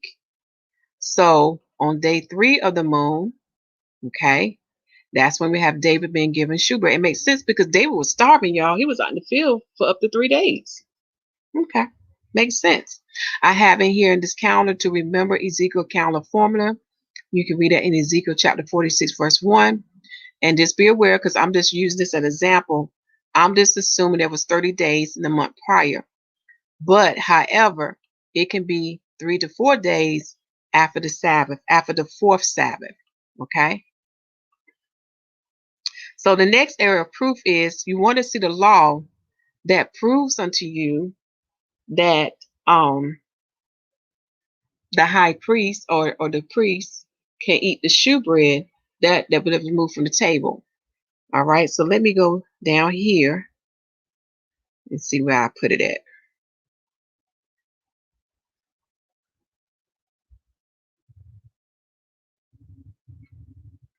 It's down here. You will find this in the work of Josephus in Antiquities, book 3, chapter 6, section 6. I'm going to read a highlighted area. Upon this table, which was placed on the north side of the temple, not far from the most holy place, were laid 12 unleavened loaves of bread, 6 upon each heap, one above another. They were made of 2 tenth dales of the purest flowers, which tenth dale, an omer, is a measure of the Hebrews, containing 7 Anthian cotillo, and above those loaves were put 2 vials full of frankincense. Now after 7 days, other loaves were brought in their stead on the day which is by us called the Sabbath. For we call the 7th day the Sabbath. But for the occasion of this intention of placing the loaves here, we will speak to it in another place. So the other place we got to go to, y'all, is Antiquity, book 3, chapter 10, verse 7. It's going to expound on it. I'm going to read this paragraph unto you. However, out of common charges, break bread was set on the table of shewbread without leaven, of 24 tenth dales of flour, for so much is spent upon this bread. 2 heaps of these were baked. They was baked the day before the Sabbath, which makes sense because this bread got to be ready, y'all. Okay? So they was baked the day before the Sabbath. but were brought into the holy place on the morning of the Sabbath, and set upon the table, 6 on a heap, one loaf still standing over against another, where 2 golden cups full of frankincense were also set upon them. And there remained till another Sabbath, and then other loaves were brought in their stead, while the loaves was given to the priest for food. You want to underline that. The bread that's removed from the shewbread that is removed, those 12 loaves are given unto the priest for food. Do y'all see that? Okay. And the frankincense was burned in the sacred fire, wherein all the offerings were burnt also. And so all the frankincense was set upon the loaves instead of what was there before. The high priest also of his own charges offered a sacrifice, and that twice every day. So I'm going to stop here, but you can go to the work of Josephus and read all these details yourself. But what I'm proving unto you, they brought in the bread on the Sabbath day in the morning, and they changed it out. Okay? And the bread that they removed was given unto the Levites for food. So that's how the priest was able to give David bread. He had bread that was left over from the Sabbath day that happened on the 29th day of the month. Here's another proof. Leviticus chapter 21. You don't read the chapter summary to you. It said, of the priest's mourning, of their holiness, of their estimation, of their marriages, the priests that have blemishes must not minister in the sanctuary. These verses that I'm giving unto you is to prove unto you that the bread that they removed from the table that is before Yahuwah, that bread that's removed, they can eat. Here's the proof. No man that have a blemish of the seed of Aaron, the priest, shall come nigh to offer the offerings of Yahuwah made by fire. He have a blemish, he shall not come nigh to offer the bread of his God. He shall eat the bread of his God, both of the most holy and of the holy. The most holy is the area that is of the holy of holies. The holy is dealing with the sanctuary. Again, when you learn these things, you will understand why they use this word most holy and holy. So with most holy, we know it's dealing with the 12 loaves, the shewbread that is placed before Yahuwah. Okay? Only he shall not go in unto the veil, nor come nigh unto the altar, because he have a blemish, that he profane not my sanctuaries. For Yahuwah do sanctify them. And Moses told unto Aaron and to his sons and unto all the children of Israel. Okay? So let's go back up, because the last error is the gospel. A lot of people say, well, in the gospel it says this, but again, this is English. I'm telling y'all, this English language will trip you up. This is why we have to do precept upon precept to see all this in its entirety. Okay, we're going to go to the gospel. We're going to say that for last. But here's another part I want to bring out to you. This is in 1 Samuel chapter 21. I'm going to put here, see below. But we know after he gets the bread from the priest in Nob, okay, after he gets the bread, he flees from there. And then David ended up going to, oh,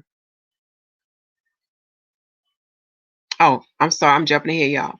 Before he leaves Nob, he asked the priest for the sword. No, he asked the priest for a sword or for a spear. Now, again, remember, there's only one time where we have document in our records about war, okay? Because on the Sabbath day, we cannot do any evil, okay? And you want to think about all the things that are evil unto the Most High. But I know people are going to say, well, Yahuwah can show mercy upon whom he wants to show mercy to. So because David was fleeing for his life, some may say, well, he had a right to ask for a sword or a spear, okay? Now, as far as the documented history of Israelites fighting on a Sabbath day, okay, I need to put this in here as a note. Okay, fighting on a Sabbath day is the Maccabees, the days of the Maccabees. That's the only documentation of showing us that they did fight on a Sabbath day. The other Sabbath days, they will not fight. Okay. Okay. Now we look at a weapon. You know, what did the word say about carrying things being a burden? Okay, that's another thing we need to look at. And I'm gonna put this in here. I got the scriptures for that.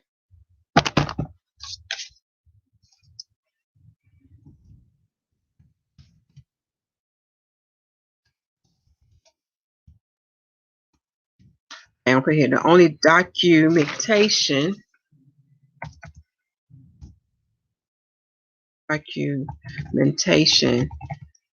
of Israelites fighting on the Sabbath day. Because remember what the Messiah said, pray not that your flight would be in winter or on a Sabbath day.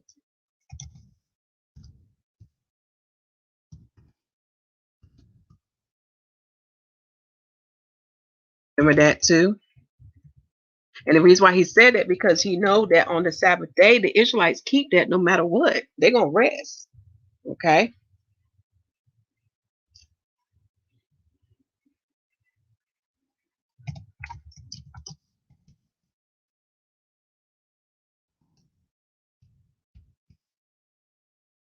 I'm putting nor in winter.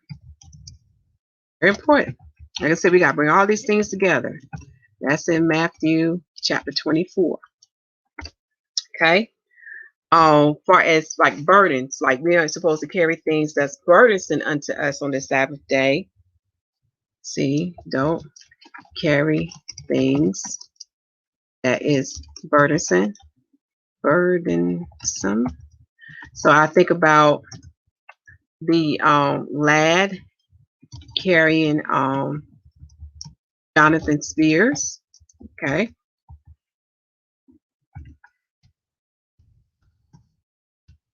All right. David carrying, let me see what he's going to carry in the verses below. I'm going to put here carrying a weapon, you know, and scriptures to read on that would be Jeremiah 17:21 through 27. And then I have here John chapter 5, verse 10 through 16, because that's a spiritual mystery about, you know, why someone was able to carry their bed.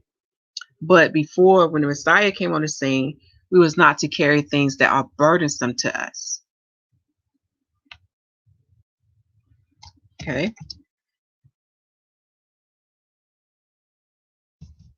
You see how all this is coming together. So now what I'm showing you is this how this verse is written in English. So we really have to take our time when we read this verse. We have to pause, because what it's doing is expounding on what shewbread that this priest gave to David. He didn't give him the shewbread that was on the table that was before the Most High. He gave him the shewbread that was already removed from that table.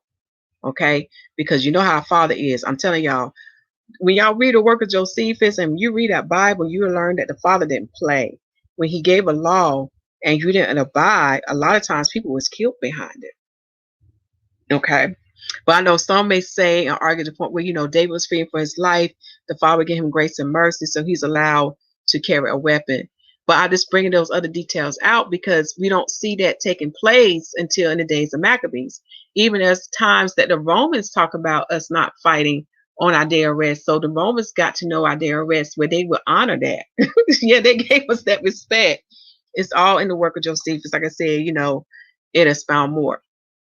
So when we get to verse 10, notice that when he, let me put here, let me read verse 9 for what the priest said unto him. The priest said unto him that the sword of Goliath, the Philistine, whom thou slewest in the valley of Elah, behold, it is here wrapped in a cloth behind the ephod. If thou would take that, take it, for there is no other save that here. And David said, there's none like that, give it to me. So that's how he ended up getting his sword back. Okay. So again, this is not adding up. This can't be a Sabbath day. Okay. So when we get to verse 10, notice that after he leaves from there, so he leaves Nod and he goes to Goth. All right. Now this is going to the Philistines, going to strangers. So in verse 10, it said that David arose and flee that day. Do y'all see the difference? Do you see right here? It said flee that day. What is flee that day, y'all? It is the third day of the moon. The third day of the moon. I say note. David is fleeing or traveling on the third day of the moon and went to King Ashkis of Gath, a Philistine city where Goliath was born.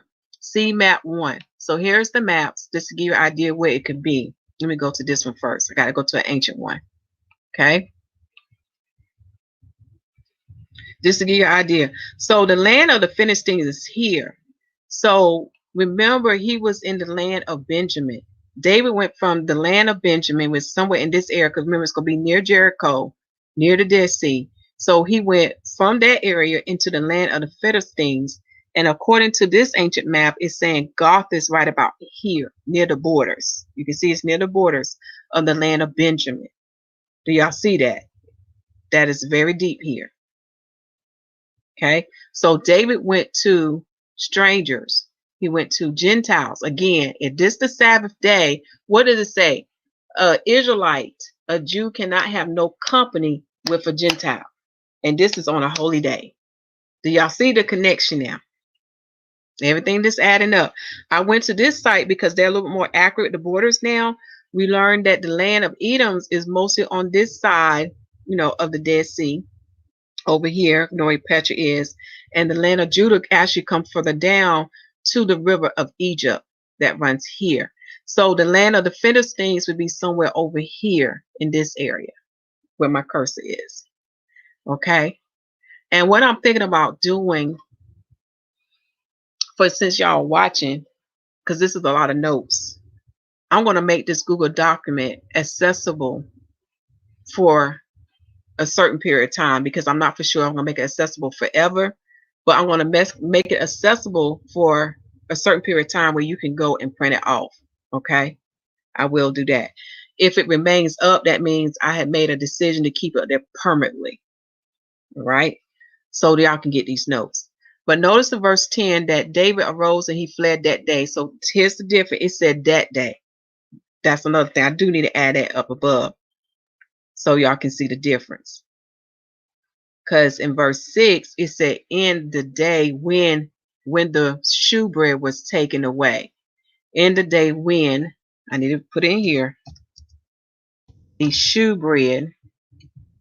Y'all see, it's a difference. So it's not saying that the shewbread was taken on the third day of the moon. It's giving you the date because it's assuming that you should know when the shewbread is taken. And it's taken on the Sabbath day. Okay? So notice that it don't say in this day or that day, nor today. That is the key. Like I say, English is tricky, y'all. It's very tricky, and I don't like it. I hate the English language. I ain't gonna lie. I hate it. I can't wait till the Father give us the new language to speak. Okay?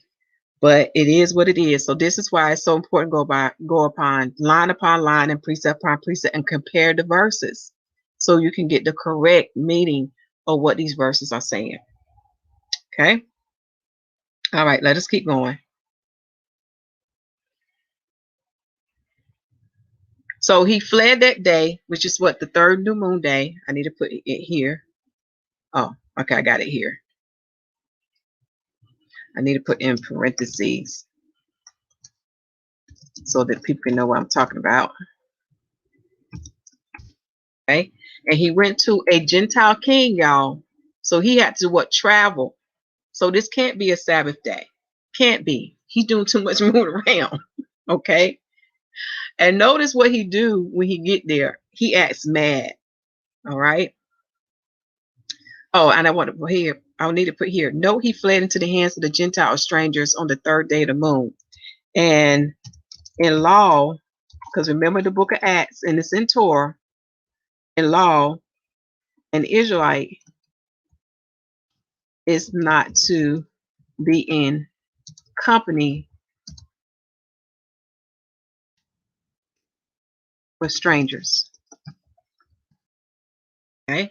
And this is, if like I said, if you're saying this is Sabbath day, remember this is supposed to be a holy day unto Yah. You're supposed to do no evil in the sight of Yah's eyes. Okay. So when he get there and he realizing where he at, you know, these are Gentiles, these are people he fought against, he acts mad. So he plays the man mad. Again, do you think that would be allowed on the Sabbath day to play a mad man's role, which happened on the third day of the moon? Okay, this is something to think about. All right, now for the icing on the cake, they're gonna go to what? The gospel. Here's the thing about the gospel. You're gonna have to copy and paste all those scriptures that precepts back to 1 Samuel chapter 21, verse 6. And you're gonna see why. Because Matthew is going to be the one that's going to define it. Okay, Matthew is going to be the one that's going to define it. When you get to Mark and you read those passages, Mark chapter 2, verse 23 to 28, it only gives you a part of it. Okay, it don't give you all the details. What it's basically going to tell you that if you're not a high priest, or if you're not of the lineage of Aaron, it is not lawful for you to eat the shewbread. That's all it's going to say. But the way this is worded, you're going to think that it took place on the Sabbath day, but it did not. Okay, same thing with Luke. Okay, in Luke, let me give you the chapter, Luke chapter 6, verse 1 through 9. Okay, so let's go back to Matthew. Matthew's the one that's going to really define it, because he had all the pieces of the puzzle. So let's read this. At that time, Yahusha went on the Sabbath day through the corn. Okay, this corn could be wheat or barley, y'all. And his disciples were hungry and began to pluck the ears of the corn to eat. Sound familiar, right? David was hungry, right? Okay. But when the Pharisees saw it, they said unto him, behold, our disciples do that which is not lawful to do upon the Sabbath day. Here's where you have to have insight. We know the Pharisees did not keep Torah. They kept the traditions of their forefathers, which is the Talmud, known as the oral law. When you read the precepts, you will learn that it is lawful for them to pluck corn from the field to eat on a Sabbath day. This is why it's so important for the 6 and 11 that you look at those precepts. Mark chapter 2, verse 23, Luke chapter 6, verse 1, and Deuteronomy chapter 23, verse 25 will expound on that. Okay. But this is something that when you get to the gospel, you should already know these things. This is why you got to be seasoned in the foundation. You got to know Torah, y'all, inside out. Okay. Verse 3. But he said unto them, have ye not read what David did when he was an hungered? See, and we know that's true because he was in the field for 3 days. And they that was with him, how he entered into the house of God. That is true because we know that Nob was the city of priests. That was the local worship sanctuary for the tribe of Benjamin. Okay. And he did eat the shewbread, which was not lawful for him to eat, neither for them which was with him, but only for the priests. Okay. So I said here in my notes, does it not say this event took place on the Sabbath day? See verse 5. Verse 5 is going to clear it up. Because notice here, it doesn't say that David did this on a Sabbath day. It only said that he broke the law. He only says here that he only ate the shewbread. Okay? Because notice in verse 2, not verse 2. Let us keep going. Let us keep going. I don't want to spoil it. Then also in my notes it says the Messiah was making a law comparison to justify why he was healing. And we know healing is a work, right? while he was healing, no, why healing was allowed on Yah days of rest, which justify why healing was allowed on Yah days of rest. Again, you have to understand the gray areas. You have to understand what is pleasing unto Yah. He said, do no evil on his holy days. So if you see your if you see your sheep or your ox in the pit, will you not rescue it?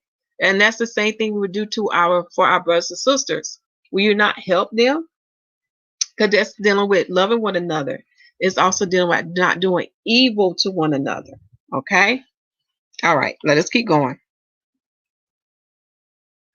Verse 5, and this is the one that's going to really clarify it. Or have ye not read in the law how that on the Sabbath days the priests in the temple profane the Sabbath and are blameless? Why they are blameless, even though they are too breaking the law? Why they blameless of that? It's going to tell you in Numbers chapter 28, verse 9. And on the Sabbath, 2 lambs of the first year without spot, and 2 tenth deals of flour for meat offering mingled with oil, and the drink offering thereof. Because on the Sabbath day, they have to do work. They have to do the ministerial work. They have to offer the daily sacrifices, okay, which are 2 lambs, okay? And besides those 2 lambs, they got to do a meat offering and a drink offering.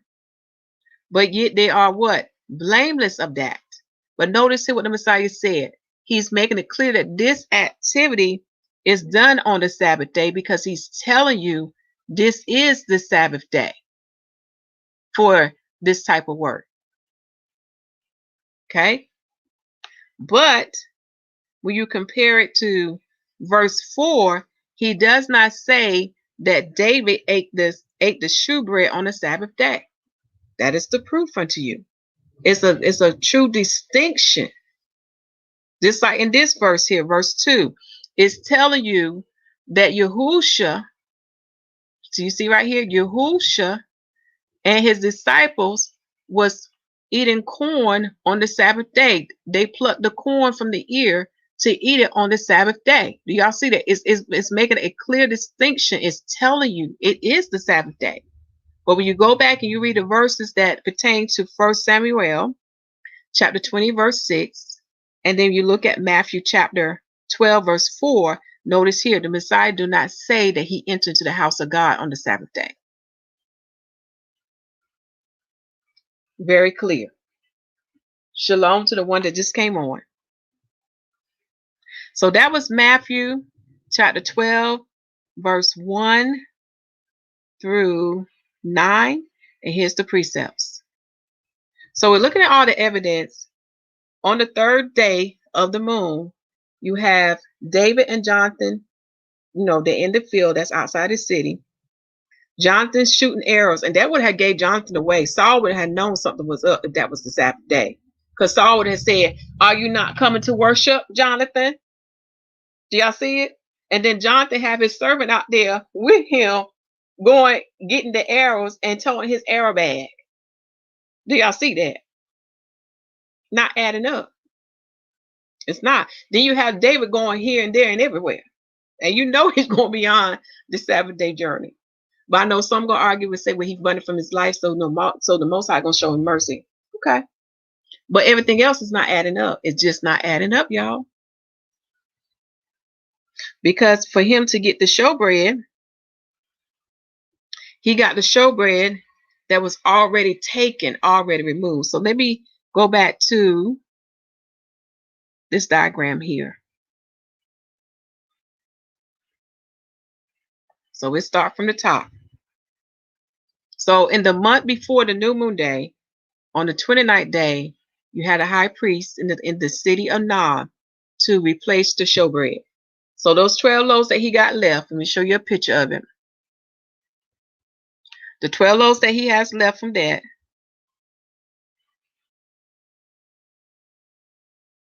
is the only bread that he has in the house of God that, where he can give. Because remember, the other 12 has to be before him. It cannot be removed until the next Sabbath day. So this is what they would look like.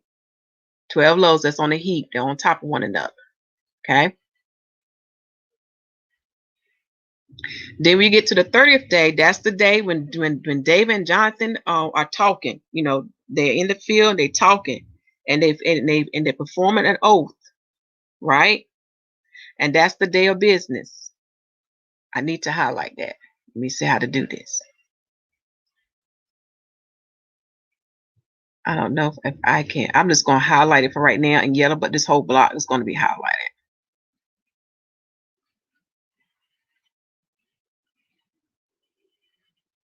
Okay. So on the 30th day of the moon, that's the day before the new moon, y'all. The day before the new moon, Jonathan and David makes a covenant. That's the day of business.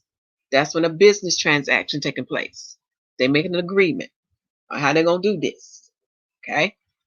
On how he gonna warn David. So the new moon day come, and that is the day at evening at sundown when David go and hide in the field, and that's the day in Gibeah in Saul's house when they have the feast for the new moon day. And notice that this is a holy day. You have to be clean to partake in it. Okay. And then from that day, we're going to count. This is the first day. And then day 2 passed. Then on the 3rd day, that's when David and Jonathan meet.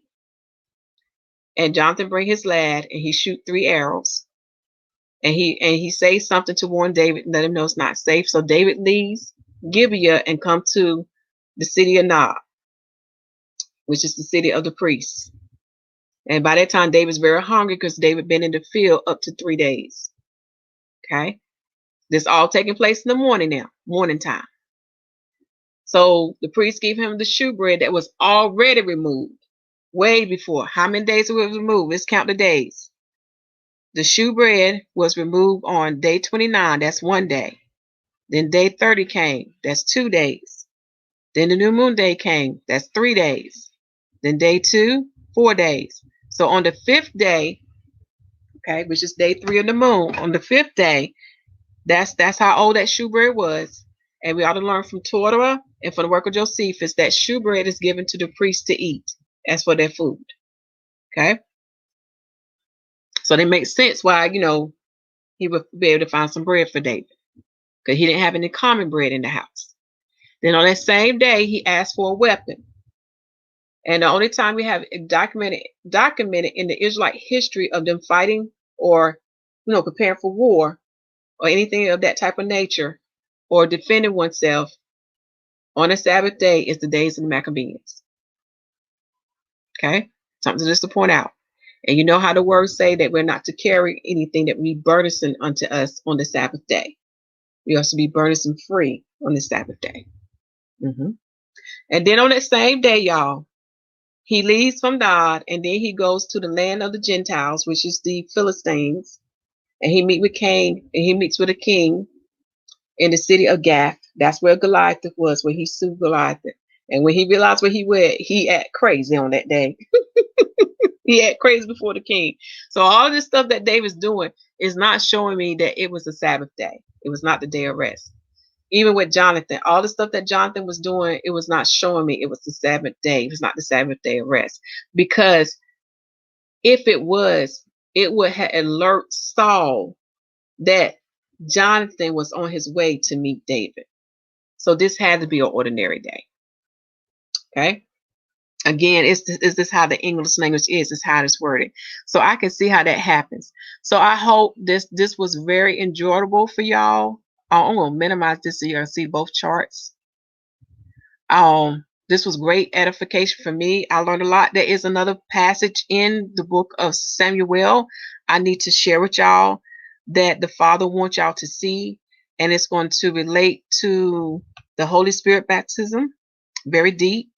I see that thing that's going around about being cleansed, being sanctified, being holy. And the Father's doing great works now because he's edifying us and he's purifying us in his word. So we can come up higher. So we can have his mindset and we can see things in the way that he see it. And when you do, then you begin to understand how I was able to see this in the scriptures. Because I'm telling y'all, this was not an easy set of scriptures to go through. This was a challenge. But guess what? Y'all helped me to understand it. And notice, I didn't go through a whole lot of sources either. It was on the King James 6:11 and the work of Josephus. I mean, you see, most of it was from the work of most of it was from Josephus, not Joseph. Most of this was from the King James 16:11 Bible. How I was able to get this information.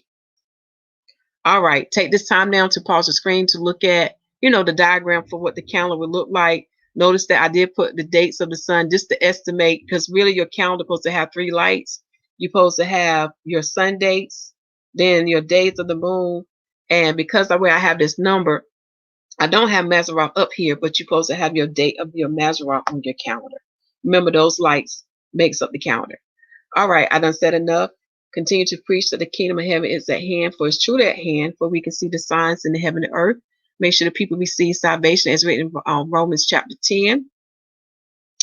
And the Lamb set the example of the water baptism, the Holy Spirit baptism, and the apostle continued in both. Okay. If you have no one to baptize you, remember the water is the second witness in the earth, as well as the earth and the heavens is his witness. And our Father has poured his Spirit upon all things, so therefore they can report back unto him. Remember, the kingdom of heaven is all around you and inside of you. Like I said, things that people don't understand about the Spirit. As far as the Holy Spirit baptism, he shall give that unto you according to your heart, your faith, and works. All you have to do is ask in the name of Yahusha HaMashiach. Love you all. Good night. This was a deep lesson. I hope you enjoyed. And this will be added to the calendar list. Shalom.